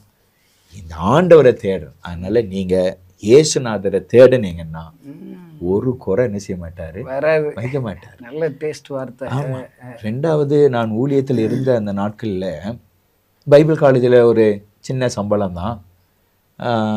நாங்கள் 3 பேர், நான், என்னுடைய மனைவி, என்னுடைய மூத்த மகா. அப்புறம் நாங்கள் மதுரைக்கு வந்ததுக்கப்புறம் 2வது ஒரு குழந்தையும் ஆண்டவர் கொடுத்தாரு. அவங்க வயிற்றில் இருக்கும்போது ஒரு நாள் நான் ஆண்டவர்கிட்ட ஜெபம் பண்ணும்போது கர்த்தர் எனக்கு ஒரு வாக்குத்தத்தம் கொடுத்தார். என்ன வாக்குத்தத்தம்னா, நான் உனக்கு சொன்னதை செய்யும் அளவும் உன்னை கைவிடவே மாட்டேன்னார். யாக்கோபு சொன்ன வார்த்தை. ஆமாம், எனக்கு பைபிள் கேரக்டரில் முற்பிதாக்களில் யாக்கோபு ரொம்ப பிடிச்ச ஒரு கேரக்டர். ஆமாம், நம்மளும் அந்த மாதிரி தான். ஆமாம், ரொம்ப பிடிச்ச ஒரு கேரக்டர். ஆமாம், அந்த யாக்கோபு அந்த வார்த்தை, ஆண்டவனை கைவிடலைப்பா, கைவிடலையே. அவர் சொன்னதெல்லாம் நிறைவேற்றுற வரைக்கும் அவனையும் கைவிடலை, அவன் சந்ததியும் கைவிடலை, இன்னை வரைக்கும் கைவிடலை. அதனால ஆண்டவர் எனக்கு அந்த வார்த்தையை கொடுத்தாரு. ஏன்னா நான் மதுரைக்கு யாரும் தெரியாது, நான் மதுரைக்கு வந்தேன். அப்படி சூழ்நிலையில் நான் வந்த 4வது மாதம் என்னுடைய தகப்பனார் இறந்து போனாங்க. ஆமாம், அதாவது என்னுடைய மகள் பிறந்த வெரி நெக்ஸ்ட் டே ஹாஸ்பிட்டலுக்கு அம்மாவை பஸ் ஏற்றி விடுறதுக்கு வரும்போது ஒரு சின்ன ஆக்சிடெண்ட்டு. அதில் 2 பேருமே கீழே விழுந்து அப்பா அந்த ஸ்பாட்டில் இறந்து போனாங்க. So I had a millions of question. எங்கள் அப்பாவுக்கு ஏன் இப்படி ஒரு சம்பவம் நடந்துச்சு? அப்போ ஆண்டவர் என்கிட்ட பேசினார். தாய் இல்லாமல், தகப்பன் இல்லாமல், தாயும் தகப்பனும் இல்லாமல் நிறைய எவ்வளோ பேர் பிள்ளைங்க இருக்காங்க. நான் உன்னை சூழ அநேக தகப்பன்மார்களே நான் உனக்கு தருவேன்னு சொன்னேன். அதை நான் மதுரையில் நான் ஃபீல் பண்ணேன். ஆமாம், மரித்து போன பாஸ்டர் அலெக்சாண்டர் ஐயா, பாஸ்டர் எபினேசர், இவங்கெல்லாம் எங்கள் பிள்ளைங்க உரிமையாக தாத்தாட்டு கூப்பிடுவாங்க. ஆமாம், அவங்களும் ரொம்ப பிள்ளைகளை ரொம்ப நேசிப்பாங்க. ஆமாம், ஈவன் பாஸ்டர் ராஜமணி அவங்கள கூட எங்கள் பிள்ளைங்க தாத்தாட்டு தான் கூப்பிடுவாங்க. அவங்க அம்மா எங்கள் பாப்பா பெரியவா சின்ன இதாக இருக்கும்போது சில நேரம் வீட்டுக்கெல்லாம் கூப்பிட்டு போயிடுவாங்க. ஆமாம், வீட்டுக்கெல்லாம் கூப்பிட்டு போயிட்டு அப்படி அதாவது நான் உன்னை கைவிட மாட்டேன்னு சொன்னார்ல, அந்த வார்த்தை கர்த்தர் ஒரு வார்த்தை நமக்கு சொன்னார்னா அதை நிறைவேற்றுவதில்லை. அவரை மாதிரி உண்மையுள்ளவர் யாருமே கிடையாது. எத்தனையோ மனுஷங்க நமக்கு வாக்கு கொடுத்துருக்காங்க. நான் பைபிள் காலேஜ் போகும்போது கூட, தம்பி கவலைப்படாதீங்க, அவங்க மாதந்தோறும் உங்களுக்கு ஒரு உதவி செய்யணும்ட்டுலாம் நினைச்சிருக்கிறோன்ட்டு சொன்னேன். யாருமே செஞ்சதில்லை. ஆனா ஆண்டவர் அப்படி இல்லை பாருங்க. நான் உனக்கு சொன்னதை செய்யும் அளவு உன்னை கைவிட மாட்டேன்ட்டு எங்களுக்கு வாக்கு கொடுத்தாரு. அது என்ன சொன்னாருன்னா, நீங்கள் சர்ச் மினிஸ்ட்ரி பற்றி ஆண்டவர் பேசினார். என்னுடைய 2வது வருஷம் முடிவில் ஆண்டவர் சர்ச் மினிஸ்ட்ரி பற்றி பேசினார். நான் உன்னை போதகராகவும் மேய்ப்பனாகவும் போதகராகவும் ஏற்படுத்தியிருக்கிறேன். பாஸ்டர் அண்ட் டீச்சர் அப்படிங்கிற வார்த்தை எனக்கு கொடுத்தாரு. நாங்கள் அதை வைத்து ஒவ்வொரு வாரமும் நான் என் மனைவியும் அதுக்காக ஜெபம் பண்ணிகிட்டே இருக்கோம். ஏன்னா எங்கள் பைபிள் காலேஜ் சிச்சுவேஷன் அப்படி கிடையாது.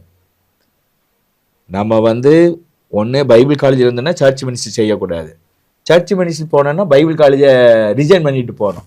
ஆனால் ஆண்டவர் என்கிட்ட சொல்கிறாரு, நான் உன்னை மேய்ப்பனாகவும் போதகராகவும் ஏற்படும். வாய்ப்பே இல்லாத ஒரு சூழல்ல கர்த்தர் இந்த வார்த்தையை சொல்கிறாரு அப்படி சொல்லி ஜெபம் பண்ணோம். அடுத்த வருஷம் கர்த்தர் என்னன்னா, பைபிள் காலேஜில் இருந்துக்கிட்டே சர்ச் மினிஸ்ட்ரி செய்யறதுக்கு எங்களுக்கு பெர்மிஷன் கொடுத்தாங்க. ஆமாம், ஆண்டவர் வாக்குத்தத்தத்தை நிறைவேற்றுகிறார். அதனால அவர் சொன்னா, நான் சொன்னதை செய்யும் அளவு உன்னை என்ன செய்ய மாட்டேன், கைவிட மாட்டேன். அதனால கர்த்தர் யாரு சொன்னதையும் நம்ம நம்ப முடியாது, ஆனா கர்த்தர் சொன்னதை நம்பலாம். இந்த வேத வசனம் இருக்குல்ல, இந்த வேத வசனத்தை நம்ம 100% நம்பிட வேண்டியதான், பச்சையா நம்பிடணும். பச்சையா நம்பி கத்த சொல்லிட்டாரா அதை நம்பிட்டோம்னா அவர் வந்து அதை நிறைவேற்றுகிற வரைக்கும் கைவிட மாட்டார். ஆனா கைவிடுற மாதிரியான சூழ்நிலை எல்லாம் நமக்கு தெரியும். இது நடக்குமா, ஆண்டு இப்படி சொன்னாரே, இது நடக்குமா அப்படிலாம் நினைப்போம். மார்க் நல்ல கப்பல்ல வாங்கன்னு கூட்டு போறாரு, அக்கறைக்கு போகணும். காற்று அடிக்கும், அலைகள் மோதும், ஆனா பயப்பட வேண்டியது. ஆமா ஆமா கத்த சொல்லிட்டார்ல, அதாவது பொருள் சேதமே வரும், ஆனா உயிர் சேதம் வராது. பவுலை யாரும் நம்பலையே அந்த நேரம், ஏதோ பைத்தியக்கார மாதிரி பேசலான்னு நினைச்சாங்க. ஆமா, கப்பல்காரன் நம்பல, நம்பல. அவன் வந்து மாலுமியினுடைய பேச்சை தான் கேட்டான், இவருடைய பேச்சை கேட்கல. சரி, இதுல உங்களுடைய அந்த பைபிளடி ஜெப வாழ்க்கை அன்றாட, நான் புதுசாக வளர்ந்து வரவங்களுக்கு அது யூஸ்ஃபுல்லாக இருக்குது. எப்படி பைபிள் வாசிக்கிறத ஒழுங்குபடுத்துறீங்க, ஜெப வாழ்க்கை, இது ரெண்டு அவசியம்தான். இது ரெண்டு குறித்து சொல்லுங்களேன். அதாவது வேதத்தை வாசிக்கவும் ஜெபிக்கவும் எங்களை கற்றுக் கொடுத்து உருவாக்குனது எங்கள் அப்பா அம்மா. ஆமாம், அவங்கள மறக்கக்கூடாது. நம்ம அதை விரும்பி செஞ்சோமா விரும்பி செய்யலையாங்கிறது சின்ன வயசில் காலையில் 5 மணிக்கு எழுப்பி ஜெபம் பண்ணால் யாருக்கு விருப்பமாக இருக்கும்? அதனால் வந்து ஆனால் அப்பா அம்மா என்ன செய்வாங்கன்னா, காலையில் எங்கள் வீட்டில் காலையில் 5 மணிக்கு குடும்ப ஜெபம் உண்டு. ராத்திரி எவ்வளோ நாளும் 5 மணிக்கு குடும்ப ஜெபம். ஆமாம், காலையில் 5 மணிக்கு. ஆமாம், அப்பா வந்து 4 மணிக்கெல்லாம் எழும்புவாங்க. எத்தனை மணிக்கு படுத்தாலும் சரி 4 மணிக்கு எழும்பி அவங்க மார்னிங் டியூட்டிஸ்லாம் முடிச்சுட்டு. அப்படியெல்லாம் ஆண்டவர் அவங்க தேடினதுனால தான் இப்போ நீங்கள் இவ்வளோ ஆண்டவர் ஆசீர்வாதமும் ஐஸ்வர்யத்தோடு எவ்வளோ பிளஸ்டாக வச்சிருக்காரு. கண்டிப்பாக, உண்மையில். அதனால இந்த இந்த நிகழ்ச்சியை பார்க்குற குடும்பத்தில் இருக்கிற பிள்ளைங்க எல்லாம், இப்போ இருக்கிற ஜெனரேஷன், தாய் தகப்பனை வந்து கனம் பண்ணணும், அவங்கள மதிக்கணும். ஆமாம், குடும்ப ஜெபம் வைக்கணும், குடும்ப ஜெபம் இருக்கணும். நிறைய பேர் குடும்பத்தில் நைட் அவர் பிந்தி வருவார், வேலைக்கு போயிடுவார், அப்படி இப்படி. சரி, அதிகாலையில் குடும்ப ஜெபங்கிறது இப்போ தான் இப்படி ஒரு பாயிண்ட் இருக்குல்ல. அப்படி இல்லை, இப்போ சூழ்நிலைகள் வந்து இப்போ எல்லாம் மாறிடுச்சு. இப்போ அன்னைக்கு வந்து வீடுகள் அமைப்பு வேற. இப்போ ஒருத்தர் காலையில வேலைக்கு போகிறாங்க, ஒருத்தர் பிந்தி வர்றாங்க. அது ஒரு ஃபிக்ஸட் டைம் பண்ண முடியாட்டாலும் அவ்வப்போது குடும்பமாக உட்காந்து என்ன செய்யணும்னா ஜெபிக்கணும். குடும்பமா ஆராதனைக்கு போகணும், அதை ரெகுலரைஸ் பண்ணணும். குடும்பமா வந்து அவ்வப்போது அந்த ஜெபிக்க அது நம்ம கட்டாயம் அதை செய்யணும். இதை நான் எங்கள் குடும்பத்தில் எங்களை அப்படி ட்ரெயின் பண்ணாங்க. முடிச்ச உடனே குடும்ப ஜெபத்துல எல்லாருமே பைபிள் வாசிக்கணும். அப்படி பைபிள் வாசிக்கும் போது இப்போ ஒரு அதிகாரம் வந்து ரெகுலரா ஒன்று வாசிப்போம், கண்டினியூவாக வாசிப்போம். அப்படி வாசிக்கும் போது 5 வசனம் ஒவ்வொருத்தர் வாசிங்க. இப்போ 20 வசனம் இருக்குன்னா 5 வசனம் வாசிக்கணும். அப்படி பைபிளை வாசிக்க கற்றுக் கொடுத்தாங்க. குடும்ப ஜெபம் முடிஞ்சவங்கக்கப்புறம் எல்லாரும் தனித்தனியாக என்ன செய்யணும், பைபிள் வாசிக்கணும். வாசித்து ஒரு வசனம் மனப்பாடம் பண்ணணும். மனப்பாடம் பண்ணி அம்மாட்ட போய் சொல்லணும். சொன்னால் தான் என்ன கொடுப்பாங்கன்னா காஃபி கொடுப்பாங்க காலையில். அப்புறம் ஏதாவது சேட்டை பண்ணுவோம் தானே, சின்ன வயசில் சேட்டை பண்ணால் அந்த காலத்துலலாம் அடி வந்து கட்டாயம் உண்டு. ஒரு 2 அடி கொடுத்துட்டாங்கன்னா அப்புறம் முழங்காலில் விட்டுருவாங்க. முழங்காலில் விட்டு உடனே அப்பானாலும் சரி அம்மானாலும் சரி பைபிள் எடுத்து கையில் கொடுத்து அவங்க வாயில் என்ன சங்கீதம் வருதோ அதை படித்து மனப்பாடமாக சொல்லிட்டு எழும்பிடணும். ஆமாம், சில நேரம் ஏற்கனவே சொன்ன சங்கீதம் வாயில் வந்துடும், அதனால ஈஸியாக படித்து சொல்லிட்டு எழும்பிடுவோம். அப்படி இந்த வேதத்தை வாசிக்கணும். ரட்சிக்கப்பட்ட பிறகு ஆண்டு வந்து அந்த ஜெபத்தின் மேலேயும் வேதத்தை வாசிக்கணுங்கிற அந்த ஆர்வத்தை அது கர்த்தர் கொடுத்தாரு. ஆமாம், அதான் பைபிளை ஒரு தடவை வாசிச்சணுங்கிற ஒரு எண்ணம் முதல்ல வந்துச்சு. அப்புறம் அது வாசிக்க துவங்க அது மேலே நமக்கு ஒரு ஆர்வம் வந்துடுச்சு, இன்ட்ரெஸ்ட். ஆமாம், அதனால அது இன்னைய வரைக்கும் அந்த வேதத்தின் மேலே உள்ள அந்த வாஞ்ச குறையில. எங்கள் பாஸ்டர் ஒருத்தர் சொல்லுவார், வேதத்தை நேசி, வாசி, யோசி அப்படி சொல்லுவார். நேசி, வாசி, யோசி. அந்த யோசிக்கு தான் தியானி. அந்த தியானிக்குங்கிறதுக்காக அவரு இதை ஆமாம் நல்லா இருக்குது. ஆமாம், எல்லாரும் வேதத்தை வாசிக்க. ஏன்னா இது ஒரு வெளியேற பெற்ற பொக்கிஷன் அல்லவா. இது கர்த்தருடைய வார்த்தை. இதை இரவும் பகலும் தியானிக்கிறவர்கள் பாக்கியவான்ட்டு சொல்லியிருக்குது, ஆசீர்வதிக்கப்பட்டவங்கன்னு சொல்லியிருக்குது. இப்பவும் நான் வேதத்தை வந்து எங்கள் தலைவர்களில் ஒருவர் பாஸ்டர் ஜெயராஜ் ஐயா, உங்களுக்கு தெரிஞ்சிருக்கும், ஒய் ஜெயராஜ், அவங்க என்னுடைய கான்ஃபரன்ஸில் என்னுடைய 56வது அந்த வருஷம் தான் இந்த பைபிள் நான் வாங்கினேன். இந்த பைபிளில் வந்து 2006 என்னுடைய ஆர்டினேஷன் அன்னைக்கு இந்த பைபிள் வாங்கினேன். அவங்க அந்த கான்ஃபரன்ஸில் சொன்னதை நான் எழுதி வச்சிருக்கிறேன். வேதத்தை வாசிக்காவிட்டால் என்னால் சாப்பிட முடியாது, நான் தினமும் வேதத்தை வாசிக்கிறேன். இந்த ஸ்டேட்மெண்ட் என்ன ரொம்ப தொட்டுச்சு. ஆமா, வேதத்தை வாசிக்காவிட்டால் என்னால் சாப்பிட முடியாது, நான் தினமும் வேதத்தை வாசிக்கிறேன். ஒவ்வொரு கிறிஸ்தவனும் சாப்பிட்றதுக்கு முன்னாடி பைபிள் கண்டிப்பா. இன்னைய வரைக்கும் அது என்ன மனசாட்சியை குத்தும். எங்க பாஸ்டர் அதை சொல்லுவாங்க, பாஸ்டர் ரத்தனம் பால், காலையில எழும்பினோடனே இதுதான் நம்முடைய அனுதின மன்னா. இதுல ஒரு பிரெட் காலையில என்ன செய்யணும், எடுத்து சாப்பிட்டு அப்புறம் தான் நீ டீயோ காஃபியோ எது குடிக்கணுமோ குடிக்கணும்.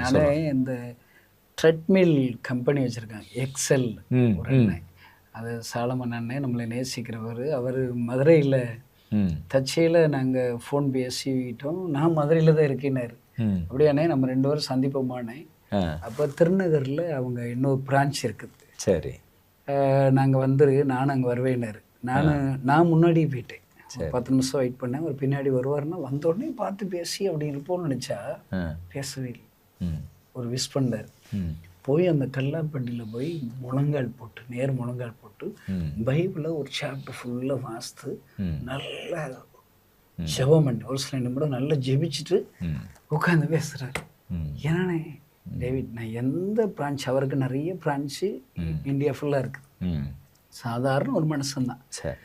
அந்த பழக்கம்தான் இவரை இவ்வளோ பிரான்ச்சுக்கு ஓனராக மாற்றிருக்கு, லட்சாதிபதியாக மாற்றிருக்கு. இன்னும் அவர் சொன்ன சாட்சி, யாராவது வெளியிலேருந்து இவரை பார்க்க வந்தால், ஊழியராக இருக்கட்டும் பிஸ்னஸ் விஷயமா இருக்க வர்றாங்கன்னா, அவர் கம்பெனிலே ஒரு ப்ரேயர் சேப்பல் கட்டியிருக்காரு, சின்ன அறை. வந்து அங்கே உட்கார வச்சுட்டு இவர் போய் அங்கே போய் முழங்கால் போட்டு நல்ல ஜெபம் பண்ணி பைபிள் வாசல் தான் வந்து பேசுவாராம். சரி சரி, அதாவது இந்த பழக்கம் தான் அவர் அவ்வளவு மாற்றிருக்கு எனக்கு. அதாவது ஆண்டவருடைய வார்த்தை இருக்குல்ல, என்னை கனப்படுத்துகிறவனை நான் கனப்படுத்து. நீங்கள் சொல்கிறீங்களே, அவர் பைபிள் வாசிக்காம சாப்பிட மாட்டேன், சாப்பிட முடியாதுங்கிறார், சாப்பிட முடியாதுங்கிறார். உங்களுக்கு அந்த வார்த்தை எப்படி குத்துச்சோ, நான் அவரை பார்த்ததுல என்னடா உலக பிஸ்னஸ் பண்ற ஒரு மனுஷன் எப்படி கடவுளை தேடுறாரு, நான் எவ்வளவு ஒரு ஊழியக்காரன், இன்னும் என்ன மாத்துச்சு. இன்னைக்கு நம்ம சில நேரம் ஒரு பிஸி ஷெட்யூல்ல நமக்கு உட்கார்ந்து தியானம் பண்ற சமயங்கள் இல்லாதபடிக்கு நம்முடைய அலுவல்கள், காலையிலே ஒரு பிரயாணம் இருக்குது, சாப்பிட போறோம்னா உடனே பைபிளை எடுத்து ஒரு அதிகாரமாவது எனது வாசிச்சுட்டு அப்புறம் தான் எனது. அப்படி செய்யலைன்னா நமக்கு மனசுக்கு கஷ்டமா இருக்கு. அதனால என்னுடைய தியான நேரங்கள் பொதுவாக எடுத்துக்கிட்டா நைட்டு வந்து எனக்கு கொஞ்சம் அமைதியாக இருந்தால் தான் வேதத்தை என்ன செய்ய தியானிக்க ஓடும். அதனால அந்த இரவு உட்காந்தன்னா நமக்கு ஒரு 2 மணி நேரம் சாலிடாக அந்த வேதத்தை வாசிக்கிறது டெய்லி, தினமும். அதனால தான் வரிக்கு உங்களுக்கு பிரசங்கம் ஓடுது. அது ஆண்டு நம்ம கற்றுக் கொடுக்கறது தானே, அதாவது அப்படியே குறித்து வைக்கிறோம். ஆமாம், அதாவது இந்த வேதத்தை உண்மையாகவே அதை நேசித்து வாசிக்க துவங்கிட்டா அதை கீழே வைக்கிறதுக்கு மனசு வராது. இப்போ சிலருக்குள்ள என்ன வருதுன்னா, இந்த பைபிளில் என்னது இருக்குது அதை இப்படி வாசிக்கிறீங்க அப்படின்னு கேட்குறாங்க. நான் அவங்ககிட்ட கேட்பேன், பைபிள்ல இல்லாதது எது அப்படி கேட்பேன். பைபிள்ல இல்லாத எது, அது அவ்வளவு வாசிக்க. பாஸ்டர் ரத்தனம் பால் அவங்களும் பைபிளை எந்த நேரமும் அவங்க பிரசங்கம் கேட்கையில இதை இப்படி யோசிக்க முடியுமா. இப்போ நேற்றுக்கு நீங்கள் எங்கள் ஆன்லைன் ப்ரேயரில் ஜெபத்துக்கு ஒருத்தர் எடுத்ததில் அசந்துட்டேன். ஏன்னா இயேசு அந்த ஒரு தோட்டம் இருந்துச்சு, ஜெபிக்கிறதுக்கு தங்குறதுக்கு வீடு இல்லை, தோட்டம் இருக்குது. ஆமா. எப்பயும் அதுவும் அவரு அடிக்கடி சொந்த போறாரு. தோட்டம் இல்ல, சொந்த தோட்டம் இல்ல, யார் தோட்டமோ ஒண்ணு. தோட்டமா இருக்குது. ஆனா அதை ஜெபிப்பதற்கு அவரு தெரிஞ்செடுத்து வச்சிருந்தார். ஆமா, அடிக்கடி அந்த ஒரு வேர்டுல பேசுறீங்க. அதுல நான் தான் வாலண்டரியா ஒப்பு கொடுத்த ஒரு வேர்டு தான். ஆமா. என்ன ஒரு சத்தியம் இருக்கு. நேற்று நைட் ரொம்ப நேரம் என்னை தூங்க விடலது. ஏன்னா ஒரு கொஞ்சம் வசனங்கள்ல இவ்வளோ சத்தியமா. அதான் பைபிள் டீச்சரால தான் முடியும் போல இருக்கு. நான்லாம் முட்டாப்ப எல்லாம் இருக்கிறேன். இல்ல இல்ல இல்ல, அப்படி இல்ல, அப்படி இல்ல. அந்த வேதத்தை வந்து இன்னொன்னு எல்லாரையும் தப்பு வைக்கிறாரு. என்ன வேணாலும் செய்யுப்பா, என் கூட இருக்கிறவங்கள ஒண்ணு செஞ்சிடாதீங்க. இல்ல அது ஒரு தலைவனுடைய என்ன அதுலயும் கடமை இல்ல. 10 வார்த்தை பேசிட்டீங்களா இதுக்குள்ள இப்படி 10 பிரசங்கம். அது 10 டைட்டில்ல நீங்க சுருக்கமா முடிச்சீங்க. என்னை கேட்டா 10 பிரசங்கம் கூட பண்ணிடுவீங்க போல் இருக்கு. அது இப்பவும் எனக்கு பைபிளை திறந்து உட்கார்ந்துட்டேன்னா அது மணிக்கணக்கா அதை வாசிக்கிறது என்பது எனக்கு அது என்னன்னு தெரியல. ஆண்டவருடைய வார்த்தை மேல அப்படி ஒரு வாஞ்ச. ஆமா, அதுக்கு சமமா ப்ரேயரும் நம்ம பண்ணணும். எனக்கு பாஸ்டர் என் ஒய்ஃப் பொண்ணு பார்க்க போறோம். ஒருத்தர் வந்து பிடிச்சிருது, கூப்பிட்டு போய் குடும்பம் நடத்தணும்னு சொல்லணும். இல்லை, கிறிஸ்தவ கல்யாணம் காஸ்ட்லி தான். நான் கல்யாணம் முடிக்கிற ஊர் பயிலெல்லாம் கூப்பிடணும். சிரிச்சு பத்திரிக்கை வைக்க வேண்டிய இருக்கு. இல்லை வச்சு அந்த பாஸ்டர் ஒரு அடையாளமா கயிறை கட்ட வட்டி தான் பொண்ணு கையே பிடிக்க விடுறாங்க. அதில் என்கேஜ்மெண்ட் முடிச்சு நல்ல கல்யாணத்துக்கு கேப் இருந்துச்சு. அதில் ஒய்ஃபு முதல்ல ஒரு லவ் லெட்டர் எழுதுறா. நான் எழுத போறேன்றா. போஸ்ட் ஆஃபீஸில் அவங்க என்ன எழுத போகிறேன், எழுத போகிறத எதுக்கு சொல்ல, எழுதி போட்டேன். அதாவது நான் அன்னைக்கு காலையில் போஸ்ட் பண்ண வருவாருன்னா காலையிலையும் குளிச்சு முடிச்சு வந்துட்டேன். என் ஒய்ஃபோடைய லெட்டர் வாசிக்க போகிறோம்ல, அவ்வளோ லவ் பாருங்க. இல்லை வாசித்தேன் சும்மா ஒரு 2 பக்கம். நீங்கள் பைக்கில் வச்சுருப்பேன், வாசிப்பேன், உள்ளே வச்சுக்கிருவேன், இன்னொருக்கு வச்சுக்கிருவேன், எத்தனை முறை வாசிச்சிருப்பேன். அந்த டைமில் எனக்கு ஆண்டர் பேசினாரு, உன் அன்பிற்குரிய வருங்கால ஒய்ஃப் என்ன ஆகவே இல்லை. அவள் எழுதின லெட்டர் இவ்வளோ மறுபடியும் வாசிக்கிறியாடா, நான் எழுதி கொடுத்த லவ் லெட்டர் இது. என் பைபிளை இப்படி என்னைக்கு வாசித்ததே இல்லைன்ட்டு அவங்க எல்லாம் அப்படின்னு யோசித்தேன். அதுக்கடுத்து எப்போ பைபிள் வாசித்தது ஒரு ஆசையை ஒரு சின்ன முத்தம் கூட கொடுத்து பயபக்தியோட வாசிக்கத்தோட அதுலேருந்து தான் நிறைய சத்தியங்கள் வருது. உண்மைதான். அப்போ நீங்கள் டெய்லி 2 hours வாசிக்கிறீங்க என்ன பாஸ்டர்?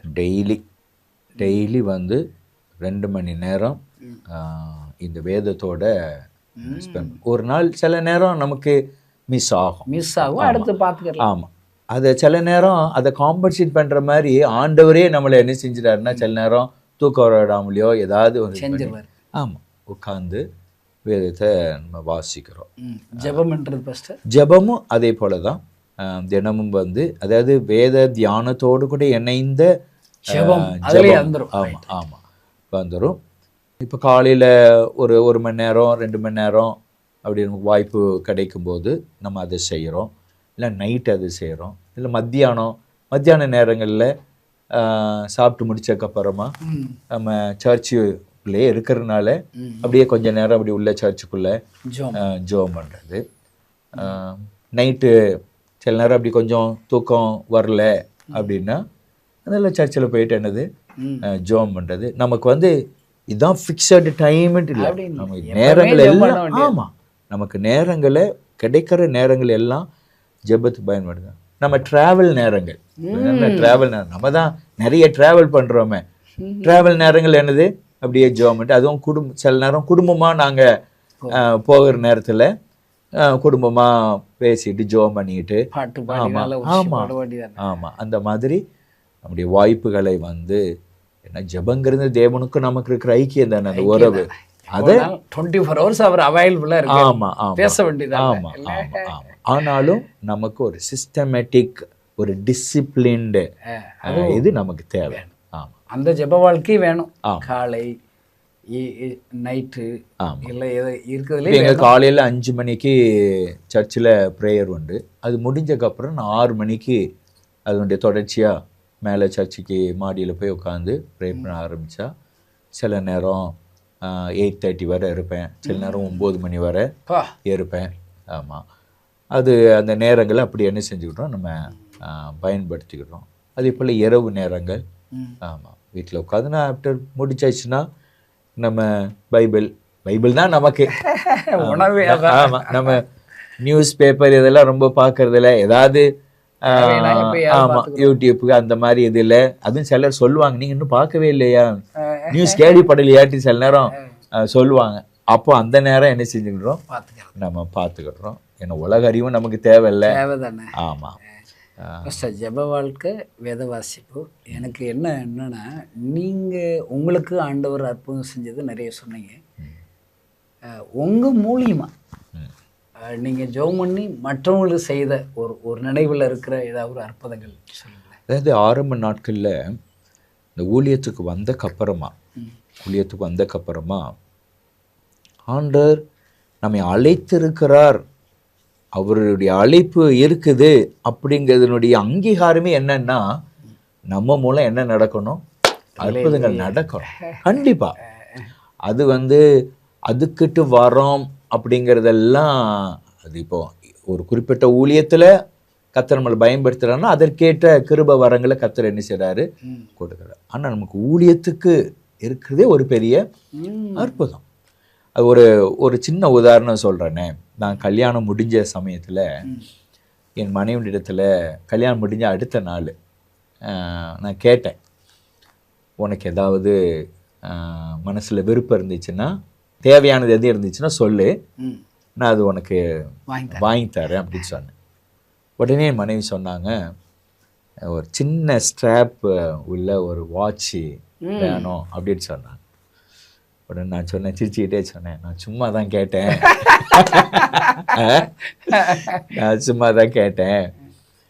அது வேண்டான்னு சொல்லுவேன்னு நினைச்சிருப்பேன். நான் சும்மா தான் கேட்டேன். அதாவது உனக்கு என்ன தேவைனாலும் சரி, நீ யார்கிட்ட கேட்கணுன்னா ஆண்டத்தை கேட்கணும். இப்போ நீ என்கிட்ட சொல்லியிருக்கிற, நானே யார்கிட்ட தான் கேட்பேன், ஏசப்பாட்ட தான் கேட்பேன். அதனால் ஏன்னா நானே அவரை நம்பி தான் இருக்கிறேன். அதனால் நம்ம வாழ்க்கையில் நம்ம கற்றுக்கொள்ளணும், நமக்கு என்ன தேவையானாலும் சரி, நீ ஏன்ட்ட சொல்கிறதுக்கு முன்னாடி யார்கிட்ட சொல்லணும், ஆண்டுகிட்ட சொல்லணும் அப்படின்னு சொல்லி. ஒரு 2 நாள் கழித்து எங்கள் மாமனார் வீட்டுக்கு போயிருந்தோம். போயிருக்கும்போது எங்களுடைய மாமனாருடைய நண்பர் ஒருத்தர் எங்களை நைட்டு டின்னருக்கு அவங்க வீட்டுக்கு இன்வைட் பண்ணியிருந்தாங்க. சரிட்டு நாங்கள் போயிருந்தோம். அப்புறம் சாப்பிட்டு முடிச்சுட்டு பேசிட்டு அதனால ஜோமெண்ட் வரும்போது அவங்க கிஃப்ட் பண்ணாங்க. ஸோ என் கையில் ஒரு கிஃப்ட் கொடுத்தாங்க, என் ஒய்ஃப் கையில் ஒரு கிஃப்ட் கொடுத்தாங்க. நாங்கள் வீட்டுக்கு வந்து பார்த்தோம். பார்த்தீங்கன்னா எனக்கு ஒரு பேண்ட் ஷர்ட்டு கொடுத்துருந்தாங்க, அவங்களுக்கு ஒரு சேரீயும் அவங்க விரும்பின மாதிரியே ஒரு சின்ன ஸ்ட்ராப்பில் ஒரு வாட்ச் கொடுத்துருந்தாங்க. அப்போ நான் சொன்னேன், பார்த்தியா ஆண்டவர் எவ்வளோ நல்லவர். நம்ம மனசுக்குள்ளே நீ நான் சொன்னேன், நான் இப்போ அந்த வாட்சை வாங்க போனால் ஒரு 2500 3000 இருக்கும். எனக்கு அப்போ நான் சர்ச்சில் அசிஸ்டன்ட் பாஸ்டர், எனக்கு சம்பளம் 2000. நான் 1000 என் கையில் வச்சுக்கிடுவேன். எங்கள் அம்மா அப்பா கூட தான் நாங்கள் இருந்தோம்.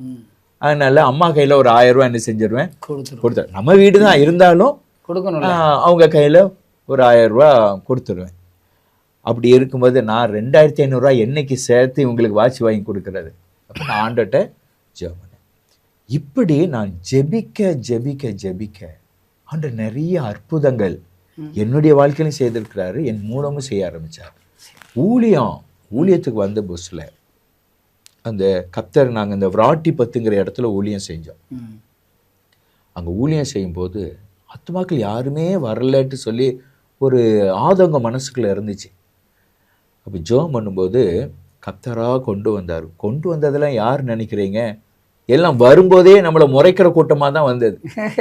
எல்லாம் உள்ள அந்த அசுத்த ஆவிகளுடைய போராட்டம், அந்த கட்டுகள் உள்ளவங்களாக தான் வந்தான்.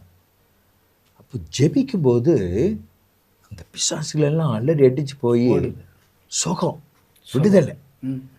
அது ஊழியத்தில் ஒரு பெரிய தேவன் கொடுத்த அங்கீகாரம். ஆமாம், கர்த்தர் அப்படி ஜெபிக்கும் போது நிறைய அற்புதங்கள். ஒரு அம்மா சர்ச்சுக்கு வந்தாங்க. வரும்போது அவங்களுக்கு டான்சில் இருந்து அவங்க ஆப்ரேஷன் பண்ணணும் அப்படின்னு டாக்டர் சொல்லியிருக்காரு. 20,000 ஆகும்னு சொல்லியிருக்காங்க, அதனால் இப்போ கையில் காசு இல்லை பாசு, ஜெபம் பண்ணிக்கோங்க. நான் சொன்னேன், சர்ச்சில் இப்போ 21 நாள் ப்ரேயர் வச்சுருந்தோம். அம்மா நீங்கள் இந்த 21 நாள் ப்ரேயருக்கு வாங்க, நான் உங்களுக்காக ஜெபம் பண்ணுறேன், ஆண்டவர் அற்புதம் செய்வார் அப்படின்னு சொன்னேன். 21 நாளும் ஜெபம் பண்ணோம். ஆண்டவர் பெரிய அற்புதம் செஞ்சுட்டாரு. அவங்க என்கிட்ட வந்து ஒரு 15,000 ரூபாய் கொண்டு வந்து காணிக்க கொடுத்தாங்க. நான் சொன்னேன், நான் பார்த்துட்டு நிறைய இருக்குதும்மா, இது என்ன பணமா அப்படின்னு கேட்டேன். அப்போ அவங்க சொன்னாங்க, சார் நாங்கள் நேற்றுக்கு தான் ஹாஸ்பிட்டல் போனோம், வந்து சதை இருந்ததுக்கான அறிகுறியே இல்லை அப்படின்ட்டாங்க.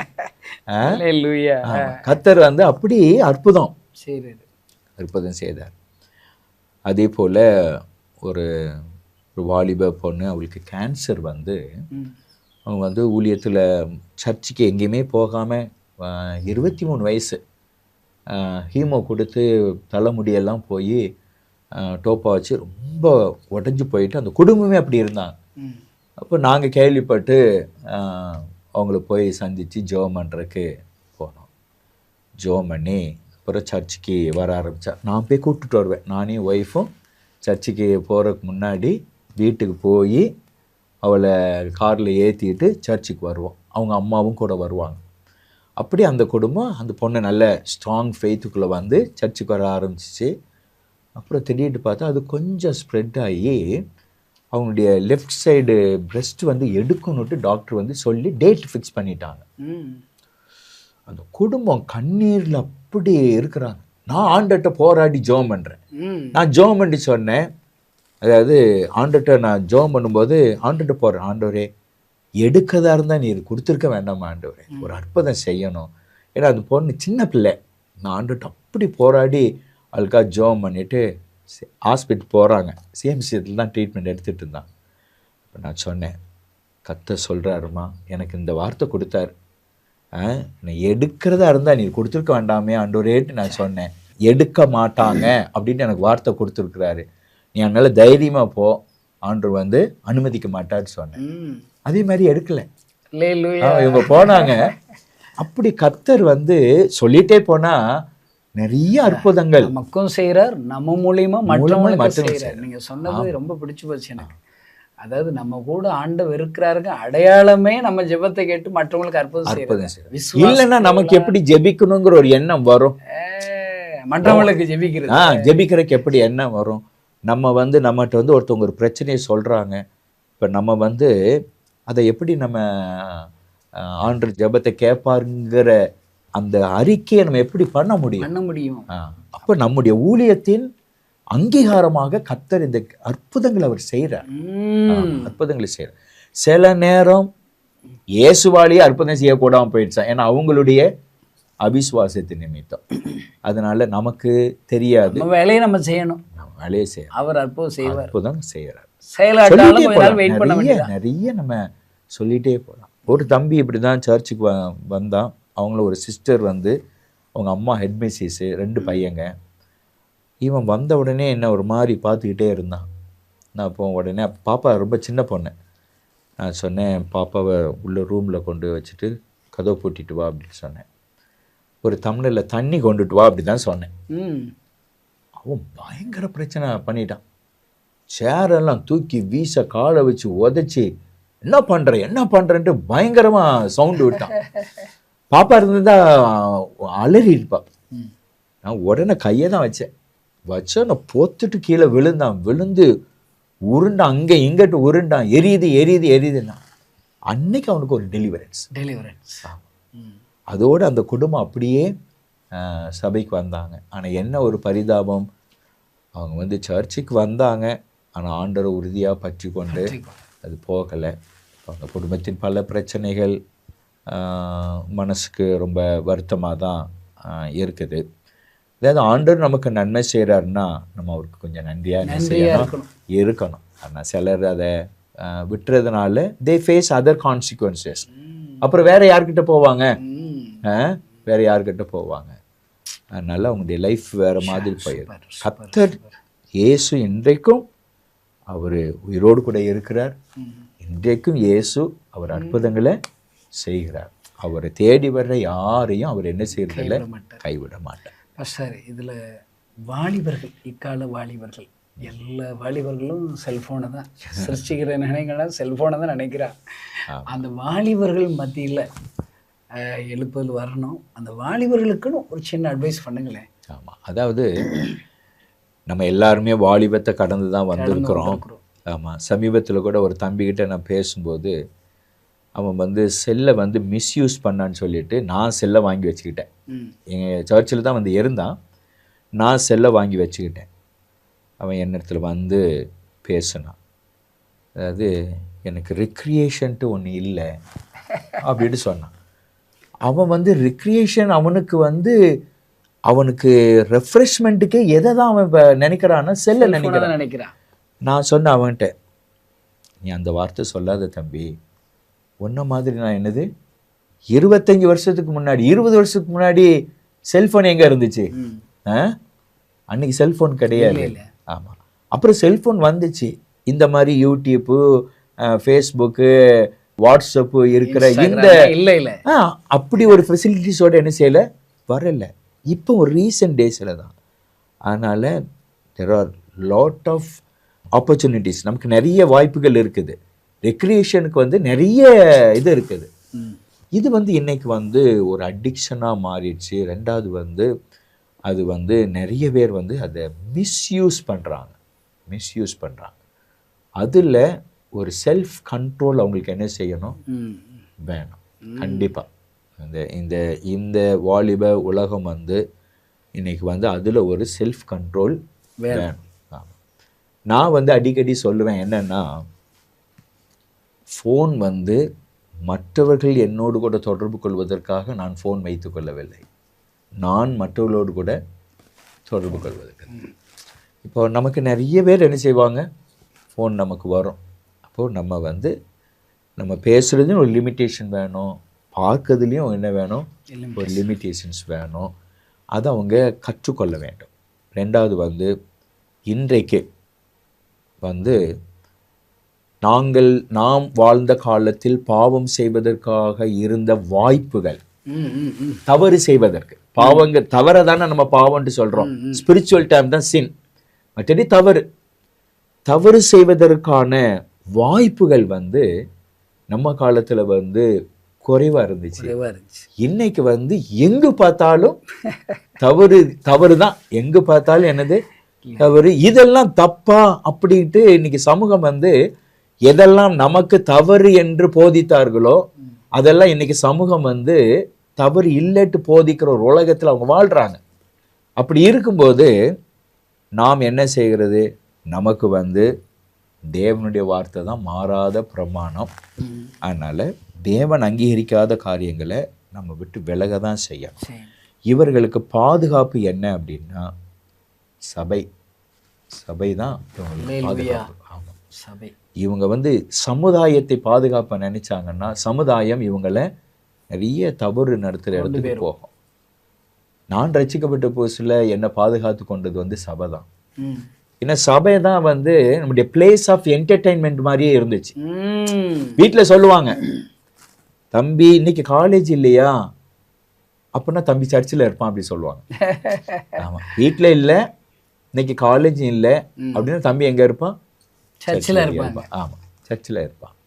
ஸோ அதனால் இவங்க வந்து இந்த சபையோடு கூட உள்ள ஐக்கியம், தேவனோடு கூட உள்ள ஐக்கியம், தேவ ஊழியக்காரர்களோடு கூட உள்ள ஐக்கியம், தேவ பிள்ளைகளோடு கூட உள்ள ஐக்கியம், இதை வந்து அதில் இருக்கிற ஜாய் அதை வந்து இவங்க கண்டுக்கிட்டாங்கன்னா இது மேலாம் அவங்களுக்கு வெறுப்பு வந்துடும். இப்போ மோசையை பாருங்களேன், மோசை சொல்றாருல, அநித்தியமான பாவ சந்தோஷங்களை அனுபவிப்பதை காட்டில். பாவம் சந்தோஷம் கொடுக்குமா, கொடுக்கும், ஆனா அது அநித்தியமானது.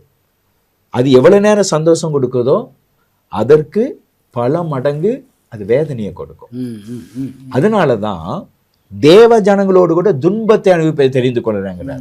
ஆனா இந்த துன்பம் வந்து நிரந்தரமானது அல்ல. எப்படி பாவ சந்தோஷம் நிரந்தரமானது அல்லையோ அதே போல தேவ ஜனங்களோடு கூட உள்ள துன்பம் இருக்குதுல்ல, பாடு, அது நிரந்தரமானது இல்லை. அதுக்கப்புறம் கிடைக்கிற நமக்கு நித்திய வாழ்வின் இனி வர போகிற பலனினுடைய மேன்மை இருக்கு பாருங்க, அது வந்து இட்டர்னல்ல, அது எவர்லாஸ்டிங், அது முடிவில்லாதது. அதை இவங்க உணர்ந்துட்டாங்கன்னா இந்த பாவ சந்தோஷங்கள்லாம் இவங்களுக்கு என்னதான் தெரியாது, பெருசா தெரியாது. ஆமா, அது they should come out from this, இந்த பிடியிலேருந்து வரணும். ஆமா, அது அவங்க தான் தப்பித்து வரணும். அவங்க விரும்பணும். நான் இதுல இருந்து அந்த விருப்பத்துக்கு வெறுப்பு ஒன்று தேவைப்படுது. ஆமாம், அதாவது ஒரு காரியத்தின் மேலே எனக்கு விருப்பம் இருக்குதுன்னா, ஒரு காரியத்தின் மேலே, இப்போ இதன் மேலே வேதத்தின் மேலே எனக்கு விருப்பம் வருதுன்னா, என்னுடைய விருப்பம் எது மேலே இருக்குதோ அது மேலே எனக்கு வெறுப்பு வரணும். அப்பதான் வந்து இது மேலே எனக்கு விருப்பம் வரும். இப்போ வந்து பாவத்தை வெறுத்தாதானே பரிசுத்தத்தின் மேலே நமக்கு விருப்பம் வரும். ரெண்டையும் நம்ம பேலன்ஸா கொண்டு போக முடியாது, அது டேஞ்சர். அத மாதிரி ஒரு டேஞ்சர் கிடையாது. ஆமா, ஆண்டவருடைய வார்த்தை தெளிவா சொல்லியிருக்குல்ல, ஒருவன் உலகத்தில் அன்பு கூர்ந்தால் அவனிடத்தில் பிதாவினிடத்தில் அன்பு இல்லை. ஒன்றை நேசித்து ரெண்டு எஜமான் கூலியும் செய்ய முடியாதுல்ல. ஏன்னா ஒருவனை பகைக்கணும், இல்லைன்னா இன்னொருத்தரை நேசிக்கணும். ரெண்டு பேரையும் அட்ஜஸ்ட் பண்ணி வாழ்றது அது எக்காலத்தில் முடியாது, முடியவே முடியாது. அனலா இருக்கணும், இல்லாட்டா குளிரா இருக்கணும். ரெண்டையும் ஆமா, ரெண்டு கடவுள இருக்க முடியாது. நமக்கு வாலிபர்கள் பாவத்தை வெறுத்து வரணும். அதை விட சந்தோஷம் இங்க இருக்கு. அதான் சொல்றேன், அதாவது ஏசப்பாவை நேசிக்கணுங்கிற ஒரு இருதயம் வந்துடுச்சுன்னா இது நமக்கு வந்து அற்பமா தானே தெரியும். நம்ம ஒன்ன மேன்மையா நினைச்சோம்னா அடுத்தது நமக்கு என்னது ஆயிரும், அற்பமானது ஆயிரும். ஆமா, நம்ம நித்தியத்தை மேன்மையா நினைச்சோம்னா அநித்தியமானதெல்லாம் நமக்கு என்னதான் மாறிடும், அற்பமா மாறிடும். இதுல என்ன டிராபேக் இன்னைக்கு இந்த யங் ஜெனரேஷன் ஃபேஸ் பண்ற இன்னொரு பிரச்சனை என்ன அப்படின்னா, இவங்க செய்வதற்கெல்லாம் அங்கீகாரம் கொடுக்கிற மாதிரியான சில ஊழியங்கள் வருது இல்ல, அது பெரிய ஒரு பிரச்சனை இல்லை. இப்போ இது அங்கீகரிக்கிற அவங்களை என்டர்டெயின்மெண்ட் பண்ண வைக்கிறதுக்குன்னே ஊழியக்காரங்கள் வந்துட்டாங்க. ஆமா, வந்துட்டாங்க. அவங்களுடைய ஸ்டைலுக்கு ஏற்ற மாதிரி இவங்களுடைய ஸ்டைலு, அவன் எதிர்பார்க்க மாதிரியான மியூசிக், அவன் சினிமா மியூசிக்ஸ், சினிமா நடனம் மாதிரி இவனும் இருந்தாதான் அவன் என்ஜாய் பண்றான்ங்கிறதுக்காகவே இப்படி ஊழியர்கள் மாறிடுறாங்க. நம்ம கேட்குறோம், நானே கேட்குறேன், ஏன்பா இந்த மாதிரி பாட்டெல்லாம் நீங்க கேட்குறீங்க அப்படின்னா அதுல ஒரு வைப் இருக்குதான். அது வாலிபர்கள் பிடிக்குது, அதான் எனக்கு பிடிக்கிறாப்புல ஊழியர்கள் மாறிட்டேன். ஆமா, அந்த வைப்ரேஷன் அது சொல்றாங்க. நாங்க வைப்னா என்னது அப்படின்னு, அந்த வைப்ரேஷன், அந்த பாட்டுல வந்து ஒரு ஒரு வைப் இருக்கு. அப்போ அவனுக்கு அதுதான் பிடிக்குது. அந்த மாதிரி பாடல்கள், அந்த மாதிரி இசை, அதை நடத்துகிறவங்களுடைய லைஃப் ஸ்டைலு, அவங்களுடைய ஸ்ட்ரக்சரு, அவங்களுடைய அதாவது தலைமுடியிலிருந்து அவனுடைய கால் வரைக்கும் அவன் அந்த டைப்பை வந்து விரும்புகிறான். இப்போ நமக்கு காலங்காலமாய் போதித்த போதனை ஒன்று இருக்குது இல்லை. அதாவது இப்போ யூதர்கள் 127 நாடுகளை செதறி இருந்தாங்க, அப்படிதானே? ஆனால் அவங்கள குறித்து சொல்லப்பட்டது என்ன?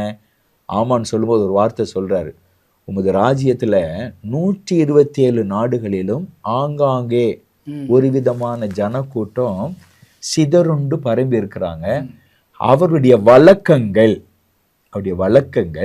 சகல ஜனங்களுடைய வழக்கங்களுக்கும் விகற்பமா இருக்குது, வித்தியாசமா இருக்குது. இப்ப நான் அதை தான் கேட்பேன். நான் சில நேரம் யூத்துக்கிட்டலாம் பேசும்போது, எப்பா உன் கூட படிக்கிற உன்னுடைய கிளாஸ்மேட்ஸ், உன்னுடைய ஃப்ரெண்ட்ஸு, அவங்களுடைய பழக்க வழக்கங்களுக்கும், அவங்களுடைய பழக்க வழக்கம்னா இட் இன்க்ளூட்ஸ் எவ்ரி திங், சாப்பிட்றதுல இருந்து நம்முடைய ட்ரெஸ் கோட்ல இருந்து எல்லாமே, அதுதான் பழக்க வழக்கம். உனக்கும் அவங்களுக்கும் இருக்கிற ஒரு 10 வித்தியாசம் எழுது அப்படின்னு சொன்னா எந்த வித்தியாசமும் இல்லை. ஏன்னா அவனுடைய அச்சடையாளங்கள் எல்லாம் இங்க இருக்குது.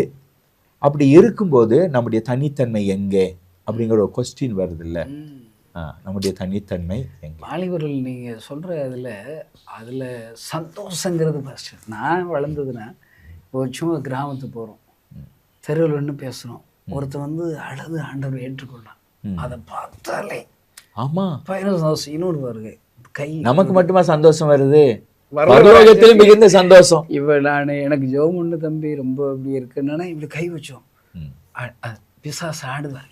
என்ன மகிழ்ச்சி பாஸ்டர். ஆமாம், நான் இப்போ ஜோம் பண்ணிட்டு வந்துடும். பாஸ்டர் கணேசன் நீங்கள் ஜோம் பண்ணீங்க, என் வியாதி இப்போ இல்லை, சாகுறாப்புல இருப்பான். நம்ம போய் ஜோம் பண்ணிட்டு வருவோம்.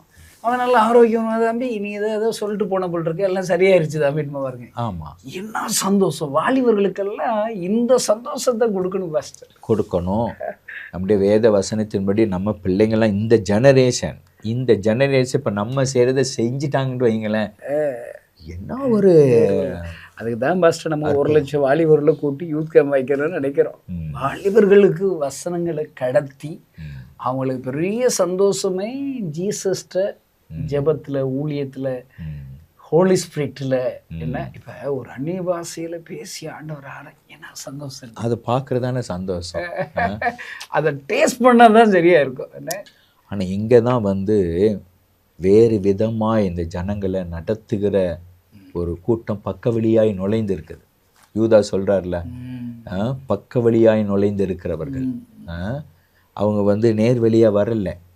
அவன்று எல்லாத்துக்கும் ஒரு வழி வச்சிருக்கிறார்ல, வாசல் வழியாய் வராமல் பக்க வழியாய் வருகிறவன் கள்ளனும் கொள்ளைக்காரனுமாய் இருக்கிறான். அப்படிங்கிற மாதிரி இந்த ஜெனரேஷனை வேறு விதத்தில் நடத்துகிற ஒரு தலைமுறை. அது யூத்தா இல்லாமல் ஊழியக்காரர்களாக வர்றது அது ஒரு பெரிய சவால். ஸோ அதனால் நான் நினைக்கிறேன் இன்றைய காலகட்டத்தில் இருக்கிற மூத்த ஊழியர்கள், ஸ்தாபன தலைவர்கள் ஸ்தானத்தில் இருக்கவங்க எல்லாம் நம்முடைய ஜெனரேஷன் மேலே, வாலிபர்கள் மேலே, ஆமாம் வாலிபர்கள் மேலே வைக்கணும். கண்டிப்பாக நிறைய செலவழிக்கணும். கண்டிப்பாக கண்டிப்பாக சார். இதில் வாலிபர்கள் ஒரு விதம், அந்த வாலிபர்களை உருவாக்குறதே அவங்க பெற்றோர் தானே. பெற்றோர்களுக்கு ஒரு அட்வைஸ் பண்ணுங்க பாஸ்டர். ஆமாம், அதாவது பெற்றோர் எல்லாருமே எந்த பிள்ளையும் கெட்டு போகணுன்னு சொல்லிட்டு யாருமே நினைக்க மாட்டாங்க. ஆமாம், எல்லா பிள்ளைகளும் நல்ல பாதையில் இருக்கணும், நல்ல வழியில் நடக்கணும் என்கிற ஒரு ஆதங்கம் இருக்குது. ஆனால் அது எவ்வளோ பெரிய ஆளை உருவாயிருக்கீங்கன்னா 5 மணி குடும்ப ஜெபம். ஆமாம், அப்பா 4 மணிக்கு எந்திரிப்பா இருக்கிறீங்க. ஆமாம், அதை பார்த்து தானே இவ்வளோ ஒரு ஜெனரேஷன் இருந்துச்சு. அப்போ இப்போ பெற்றோர்கள் எல்லாம் கடமை இருக்குல்ல. இப்போ என்னுடைய ரெஸ்பான்சிபிலிட்டி என்ன? இப்போ நான் என்னுடைய பிள்ளைகளுக்கு இதெல்லாம் என்ன செய்கிறேன், நான் போதிச்சிருக்கிறேன். நான் எதுவுமே சொல்லலட்டு என் பிள்ளைங்க என்ன செய்ய முடியாது என்று சொல்ல முடியாது. அப்போது நம்ம நம்முடைய கடமை நம்ம சொல்லணும், நம்ம கற்றுக் கொடுக்கணும். அதற்கு மேலே ஒரே ஒரு வழி என்னன்னா, நம்ம தேவ சமூகத்தில் உட்கார்ந்து என்ன செய்யணும், ஜெபிக்கணும். பெற்றோர்கள் நம்மள பிள்ளைகள் ஃபாலோ பண்ணுவாங்க. இப்போ என்னுடைய வாழ்க்கையிலுமே நான் காலேஜ் போன சமயத்தில் கொஞ்சம் அப்படி டைவர்ஷன் ஆகி அப்படி வரும்போது நான் வீட்டுக்கு வந்தால் எங்கள் அம்மா முழங்கால உட்காந்து ஜெபம் பண்ணிட்டு இருப்பாங்க. நான் படுத்திருக்கும்போது கூட சில நேரம் என் பக்கத்தில் உட்காந்து என் தலை மேலே கை வச்சு ஜெபம் பண்ணிட்டு இருப்பாங்க. ஸோ இன்னைக்கு நம்முடைய பிள்ளைங்களுடைய ஆவிக்குரிய வாழ்க்கையில் ஆவிக்குரிய பெற்றோர் கவனம் செலுத்தணும். நான் சபையில் அடிக்கடி சொல்கிற வார்த்தை ஒன்று என்னன்னா, நம்முடைய பிள்ளைகளுக்கு படிப்பில் என்ன செய்கிறோம், கவனம் செலுத்துறோம். டியூஷனுக்கு கவனம் செலுத்துகிறோம். ஸ்கூலில் கொண்டு போய் விடுறோம், ஸ்கூலில் கொண்டு வந்து கூட்டுட்டு வரோம். டியூஷனில் கொண்டு போய் விடுறோம், டியூஷனில் வந்து கூட்டு வரோம். ஆட்டோ ஒழுங்கு பண்ணி ஆட்டோக்காரன் நம்பி என்ன செய்கிறோம், பிள்ளைகளை அனுப்பி விடுறோம், கூட்டு விடுறோம். சர்ச்சில் ஒரு யூத் மீட்டிங் நடக்குது, சர்ச்சில் ஒரு ப்ரேயர் நடக்குது. நீங்கள் ஏன் உங்கள் பிள்ளைங்களை என்ன செய்கிறது இல்லை, அனுப்புறதில்ல? இந்த உலக பிரகாரமான காரியத்திற்கு முக்கியத்துவம் கொடுக்குற இதில் இதுக்கு ஏன் முக்கியத்துவம் கொடுக்க மாட்டேங்கிறீங்க? அப்போ நாளைக்கு பிள்ளைங்க பிரச்சனைட்டு வரும்போது யார்கிட்ட தான் வராங்க, ஆண்டவரே பாஸ்டர் நான் கேட்க மாட்டேங்கான் பாஸ்டர். அப்போது நம்ம ஒரு காலத்தில் நம்மளெல்லாம் வளர்க்கும் போது என்ன சொன்னாங்க, படிப்பெல்லாம் அப்புறம் இருக்கட்டும், இல்லை என்னது பைபிள் வாசி, ஆமாம் பைபிளை வாசி, ஜெப நேரத்தில் ஜெபம் பண்ணணும், அப்படி தானே நமக்கு கற்றுக் கொடுத்தாங்க. ஆமாம். அப்போது 2வது அன்றைக்கு பெற்றோர்கள் எல்லாம் ரொம்ப கட்டுப்பாடுகள் வீடுகள் இருந்துச்சு. அதுக்கு காரணம் என்ன அப்படின்னா, வீடுகளில் 4 பிள்ளை இருந்துச்சு, 5 பிள்ளை இருந்துச்சு, 6 பிள்ளைங்க இருந்துச்சு. இப்போ எல்லாரும் ஒரு பிள்ளை வச்சிருக்காங்க. என்ன செய்யறது பாஸ்டர், ஒரு பிள்ளைய வச்சிருக்கிறோம். ஆமாம், ஏதாவது தப்பாக ஏதாவது பண்ணிடக்கூடாதே, அப்படி கிடையாது. அந்த பிள்ளைய, அது நம்ம பிள்ளைங்கிறது ரெண்டாவது தான். முதலாவது அது தேவனுடைய சுதந்திரம், ஹெரிட்டேஜ். ஆண்டு சொல்ல சுதந்திரம்னா அவருடைய சொத்து. அவருடைய சொத்தை நம்மளை நம்பி நம்ம கையில் என்ன செஞ்சிருக்கிறாரு, கொடுத்துருக்கிறாரு. இந்த சொத்தை நம்ம பாதுகாப்பாக என்ன செய்யணும், அந்த பெரிய பொறுப்பு உத்தரவாதம் நம்ம கையில் இருக்குது.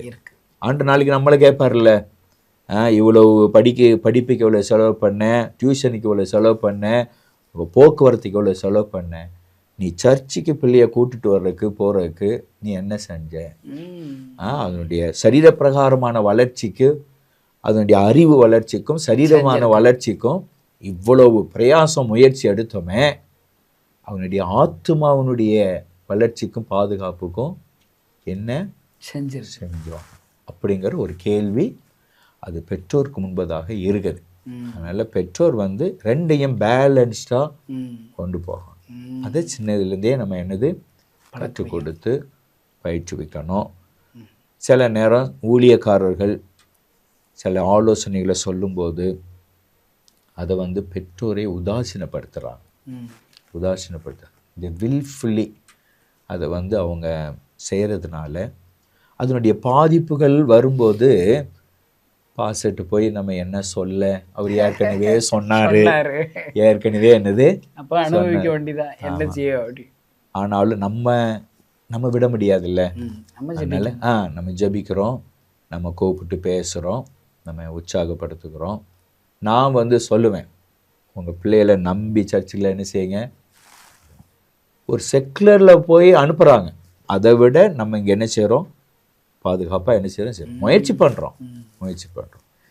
இன்னொரு காரியமும் நம்ம அறிந்து கொள்ளணும், கெட்டு போகிறவன் எங்கே இருந்தாலும் கெட்டு போவான். இயேசுவின் கரத்திலேயே இருந்தான், யூதாஸ் கெட்டு போகலையா? அதனால கேட்டின் மகன் எங்கே இருந்தாலும் கெட்டு போவான். அதனால் ஆனால் அதே வேளை நம்முடைய பிரயாசமும் நம்முடைய பாரமும் நம்முடைய முயற்சியும் கட்டாயம் வேணும். பிள்ளைகளுக்கு உலக பிரகாரமான சொத்துக்களை சேர்க்கறத காட்டிலும் முதல்ல ஆவிக்குரிய சொத்துக்களை பிள்ளைகளுக்கு கற்றுக் கொடுக்கணும். ஜெபிக்க, வேதம் வாசிக்க, சர்ச்சைக்கு போக, நேரத்துக்கு போக. நோவா பிள்ளைகளுக்கு என்ன சொத்து சேர்த்து வச்சாரு? 120 வருஷம் ஆண்டு கொடுத்த திட்டம், பேழையை கட்டணும். இருந்ததெல்லாம் வித்து போட்டு இருந்தது எல்லாத்தையும் வச்சு பேழையை கட்டினார். ஆனா முழு உலகம் அழிக்கப்பட்ட போது இந்த குடும்பம் காக்கப்பட்டுச்சு. உசுறுதான் சொத்து. ஆமா, கிருபை. நோவாவுக்கோ கர்த்தருடைய கண்கள்ல கிருபை. அவர் கிருபையை தான் சம்பாத்தியம் பண்ணி. நிறைய பிள்ளைகள் எங்க அப்பா என்னடா சொத்து சேர்த்தோன்னா, நீ உசுரோட இருக்கிறதே சொத்து தானே. நோவா தானே செஞ்சிருக்காரு. அவங்க அதுக்குள்ள ஆண்டவரை பிடிச்சிக்கிட்டு வளர வேண்டியது. ஃபர்ஸ்ட் ரொம்ப சந்தோஷம். கடைசியா நம்ம இது கடைசின்னு சொல்ல முடியாது, இது ஒரு டைம் எடுத்திருக்கோம். இன்னும் நம்ம கண்டினியூ ஃபியூச்சரில் நம்ம கிடைக்கிற நேரங்களெல்லாம் நம்ம சொல்லுவோம். கடைசி கால எழுப்புதலுக்கு ஏதாவது ஒரு சின்ன ஆலோசனையை சுருக்கமாக சொல்லுங்களேன். எழுப்புதல் வர்றதுக்கு என்ன செய்யலாம்? எழுப்புதலுக்காக ரொம்ப வாஞ்சித்து கொண்டு இருக்கிறோம். ஆமாம், அதை நம்ம காலத்தில் பார்க்கணுங்கிறது ரொம்ப விருப்பமாகவும் என்ன செய்து இருக்குது. அதற்கு நான் என்னுடைய தனிப்பட்ட விதத்தில் நான் உணர்ந்த காரியத்தை சொல்கிறேன். என்னன்னா, அந்த எழுப்புதலை சந்திப்பதற்கும் அந்த எழுப்புதலை ஃபேஸ் பண்ணுறதுக்கும் நம்ம இன்னும் தகுதி அடையலையோங்கிற ஒரு உணர்வு வருது. ஏன்னா ஏன்ட்ட ஒருத்தர் கேட்டார், இப்போ உங்கள் சர்ச்சில் நீங்கள் எழுப்புதலுக்காக ஜெபம் பண்ணுறீங்க, நாங்கள் ஜெபம் பண்ணிகிட்ருக்கோம், தினம் 1 மணி நேரம் எழுப்புதலுக்காக ஜெபம் பண்ணுறோம். அப்போ அவர் என்கிட்ட கேட்டார் கேஷுவலாக, பஸ் ஒரு சின்ன கொஸ்டின் அப்படின்னாரு. சொல்லுங்க அப்படின்னு. இப்போ திடீர்னு 3000 பேர் வந்துட்டாங்கன்னா நீங்கள் 3000 பேர் எங்கே உட்கார வைப்பீங்க அப்படின்னு கேட்டார். இது ஒரு ஒரு சின்ன ஒரு கேள்வி தான். ஆனால் உட்கார வைக்கிறதுக்கு நம்ம அதுக்குரிய ஆயத்தம் பண்ணுவோம். இருந்தாலும் அது எதை காட்டுதுன்னா, நம்முடைய ஆயத்தங்களில், நம்முடைய ப்ரிப்பரேஷனில் இன்னும் நம்மை சரிப்படுத்தி கொள்ள வேண்டிய சில காரியங்கள் என்ன செய்யுது இருக்கிறதாக நான் உணர்கிறேன். அந்த சர்ச் இன்னும் தேவன் எதிர்பார்க்கிற அந்த ஒரு தரத்துக்கு வரணும். ஊழியக்காரர்கள் அதுக்கு இன்னும் விசுவாசிகளுடைய தரம் என்னது. ரெண்டாவது, எல்லாரும் செயல்படணும். எழுப்புதலுக்கு என்னன்னா செயல்படணும். இப்போ சர்ச்சஸ் நம்ம எடுத்துக்கிட்டோம்னா, இப்போ நிறைய ஸ்பெக்டேட்டர்ஸ் நிறைய பேர் இருக்கிறாங்க. இப்போ நம்ம ஒரு 1,00,000 பேரை கூட்டுறோம் அப்படின்னா, அந்த 1,00,000 பேரில் பார்வையாளர்கள் நிறைய பேர் வராங்க. ஆனால் பங்காளர்களாய் செயல்படுறவங்க குறைவு. நம்முடைய பார்வையாளர்கள் எல்லாரும் பங்காளர்களாக மாறிட்டாங்கன்னா அடுத்த நிமிஷம் எழுப்புதல். ஆமாம் ஆமாம் ஆமாம். பங்காளர்கள் மீன்ஸ் செயல்படுகிறார்கள். ஆமாம். இப்போ நான் ஒரு காரியத்தை தூக்குறேன்னா தூக்குறத பார்த்துட்டு இருக்கவங்க இல்லை, நம்ம கூட சேர்ந்து தூக்கணும். ஆமாம், அவங்க தான் பங்காளர்கள். அதுக்காக தான் நம்ம அவங்கள உருவாக்கணும். பார்வையாளர்களை பங்காளர்களாக உருவாக்குகிற ஒரு பொறுப்பு நமக்கு இருக்குது. ஆமாம், இருக்குது. ஒவ்வொரு விசுவாச குடும்பங்களும் சபையின் பார்வையாளராக வந்துட்டு போகக்கூடாது. அவங்க எல்லாரும் சபையில் பங்காளர்களாக மாறணும். ஒரு ஊழியத்தில் இருக்கிறோம், நமக்கு ஊழியத்துக்கு நிறைய பேரை வச்சிருக்கிறோம் அப்படின்னா, அங்கே இருக்கிற எல்லாரும் பாஸ்டர் பார்த்துக்கிடுவார், சீனியர் பாஸ்டர் எல்லாம் செய்வார், அவர் ஆளை வச்சு செய்வார் அப்படிங்கிற மனநிலை கூட. இது நம்ம எல்லாரும் சேர்ந்து செய்யணும், நம்ம செய்யணும் அப்படிங்கிற அந்த இது வரணும். அந்த மாற்றம் வந்துச்சுன்னா எழுப்புதல் கண்டிப்பாக வரும். ஆமாம். ரொம்ப சந்தோஷம் மாஸ்டர். நம்முடைய நேயர்களுக்காக இதில் கேட்குற ஆயிரக்கணக்கான லட்சக்கணக்கான ஜனங்களுக்கு பிரயோஜனம் மாறுன்னு நினைக்கிறேன். இதை பார்த்து பிரயோஜனப்பட்டவங்க ஆணுக்கு ஒரு 100 பேருக்கு அதை ஃபார்வர்ட் பண்ணாலே, சும்மா ஷேர் பண்ணாலே இந்த செய்திகள் உங்களை ஜெயபிரகாசம் சாம்பியனை உருவாக்கி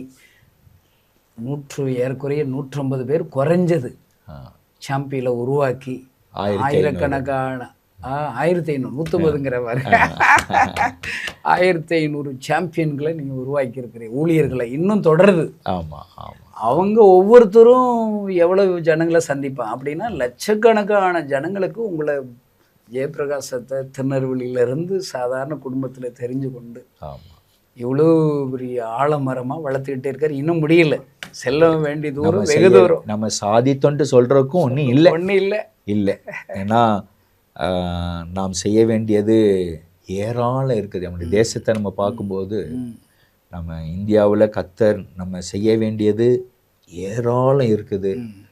அதற்கு கர்த்தர் இன்னும் கிருபை பலனையும் கர்த்தர் கொடுத்தாருன்னா நம்ம தொடர்ந்து ஓடுவோம். கட்டாயம் உங்கள் எழுப்புதல் காலங்களில் உங்கள் திருச்சி சிட்டி சர்ச்சில் நான் ஜெபம் பண்ணுறேன். ஒரு 1,00,000 ஆத்துமாக்களில் சிட்டி சர்ச்சுக்கு தாங்க ஒரு பெரிய என்கட்சியில் ஒரு 100 ஏக்கர் இடம் இருந்து சர்ச்சு கட்டுறது விடுங்க பாஸ்டர், ஸ்டேடியம் மாதிரி கட்டணும். இனி வரும் காலங்கள், ஏன்னா எழுப்புதல் காலத்தில் அது செஞ்சு தான் ஆகணும்.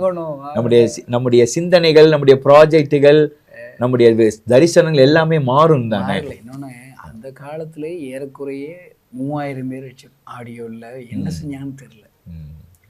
5000 புருஷர்கள்னாலே எவ்வளோ பேர் அங்கே கூடினா அங்கே ஆண்டு பிரசங்கம் பண்ணார் 3 நாள். அப்போ இந்த காலத்தில் இப்பயே குறைவாக தான் இருக்கும். நம்ம கண்டிப்பாக இப்போ ஒவ்வொரு சர்ச்சில் ஒரு 1,00,000 பேர் இருக்க வேண்டிய கட்டாயம் அவ்வளோ தேவை இருக்குது. கண்டிப்பாக. அதனால் ஆண்டவர் கட்டாயம் உங்களை அப்படி பயன்படுத்தணும்னு சொல்லி நாங்களும் எங்களுடைய விஎம்எம் குடும்பங்களும் ஜெபிச்சுக்கிறோம். நம்ம எல்லாம் இணைஞ்சு பிரயாணம் செய்வோம். ஆண்டவர் பெரிய காரியங்களை செய்வார். எங்கள் நேயர்களுக்கு ஒரு ஜெபம் பண்ணி. ரொம்ப சந்தோஷம். Thank you so much. உங்களோடு கூட இணைந்து இந்த ஊழியத்தில் பங்கு பெறவும், இந்த நேர்காணலில் உங்களோடு கூட அமர்ந்திருந்து அநேக காரியங்களை பகிர்ந்து கொள்ளவும், உங்கள் அனுபவங்களிலிருந்தும் கற்றுக்கொள்ளவும், தேவ ராஜ்யத்தின் பணியில் கர்த்தர் நம்மையும் ஒரு கருவியாக அவர் நேகர பயன்படுத்திட்டு இருக்கிறாரு. அதில் ஒரு சின்ன பங்களிப்பு நமக்கும் கர்த்தர் கருவியாக கொடுத்ததை நினைத்து ரொம்ப சந்தோஷம். உங்களுக்காக நாங்கள் ஜெபம் பண்ணுறோம். உங்கள் ஊழியங்களுக்காக நிச்சயமாக கர்த்தர் உங்களை இன்னும் அநேகருக்கு ஆசீர்வாதமாய் பயன்படுத்தி இந்த ஊழியத்தின் எல்லைகளை கர்த்தர் இன்னும் விசாலமாக்கி உபயோகப்படுத்த நானும் ஜெபம் பண்ணிக்கிட்டுறேன். இப்போ நான் ஜெபம் பண்ணுவோம். சர்வ வல்லவரே, எங்கள் பரிசுத்தமுள்ள பிதாவே, உம்முடைய கிருபை இரக்கங்களுக்காக நாங்கள் நன்றி செலுத்துகிறோம். எங்களை எல்லாம் உலக தோற்றத்துக்கு முன்பதாகவே நீர் உம்முடைய ஆதீனத்தில் முன்குறித்து ஏற்ற காலங்களில் கர்த்தர் ஆண்டவரே எங்களை ஆண்டவரே வேறு பிரித்து ரட்சித்து அபிஷேகம் பண்ணி உம்முடைய சத்தியத்தில் நடக்கிற பாக்கியத்தை கர்த்தர் கொடுத்து சத்தியத்தை கை கொள்ளுகிற கிருபைகளை கர்த்தர் கொடுத்து இந்த நிமிடம் வரைக்கும் எங்களை நீர் நடத்தி கொண்டு வந்த பாதையில் நல்லவராகவே இருந்தீர். இந்த ஆண்டவரே நேர்காணலை கண்ட ஒவ்வொரு வரையும் ஒவ்வொரு சகோதர சகோதரிகளையும் எங்கள் அருமையான குழந்தைகளையும் வாலிப தம்பிமார் தங்கைமார்களையும் ஆண்டவரே ஊழியர்களையும் உங்க கரத்தில் ஒப்பு கொடுத்து நாங்கள் ஜெபிக்கிறோம். இந்த பெரிய தேசத்தில் ஆண்டவரே இந்த உலகத்துல ஆண்டவரே சோத்திரம் ஒரு பெரிய எழுப்புதலுக்காக நாங்கள் வாஞ்சித்து ஜெபித்து வருகிறோம்.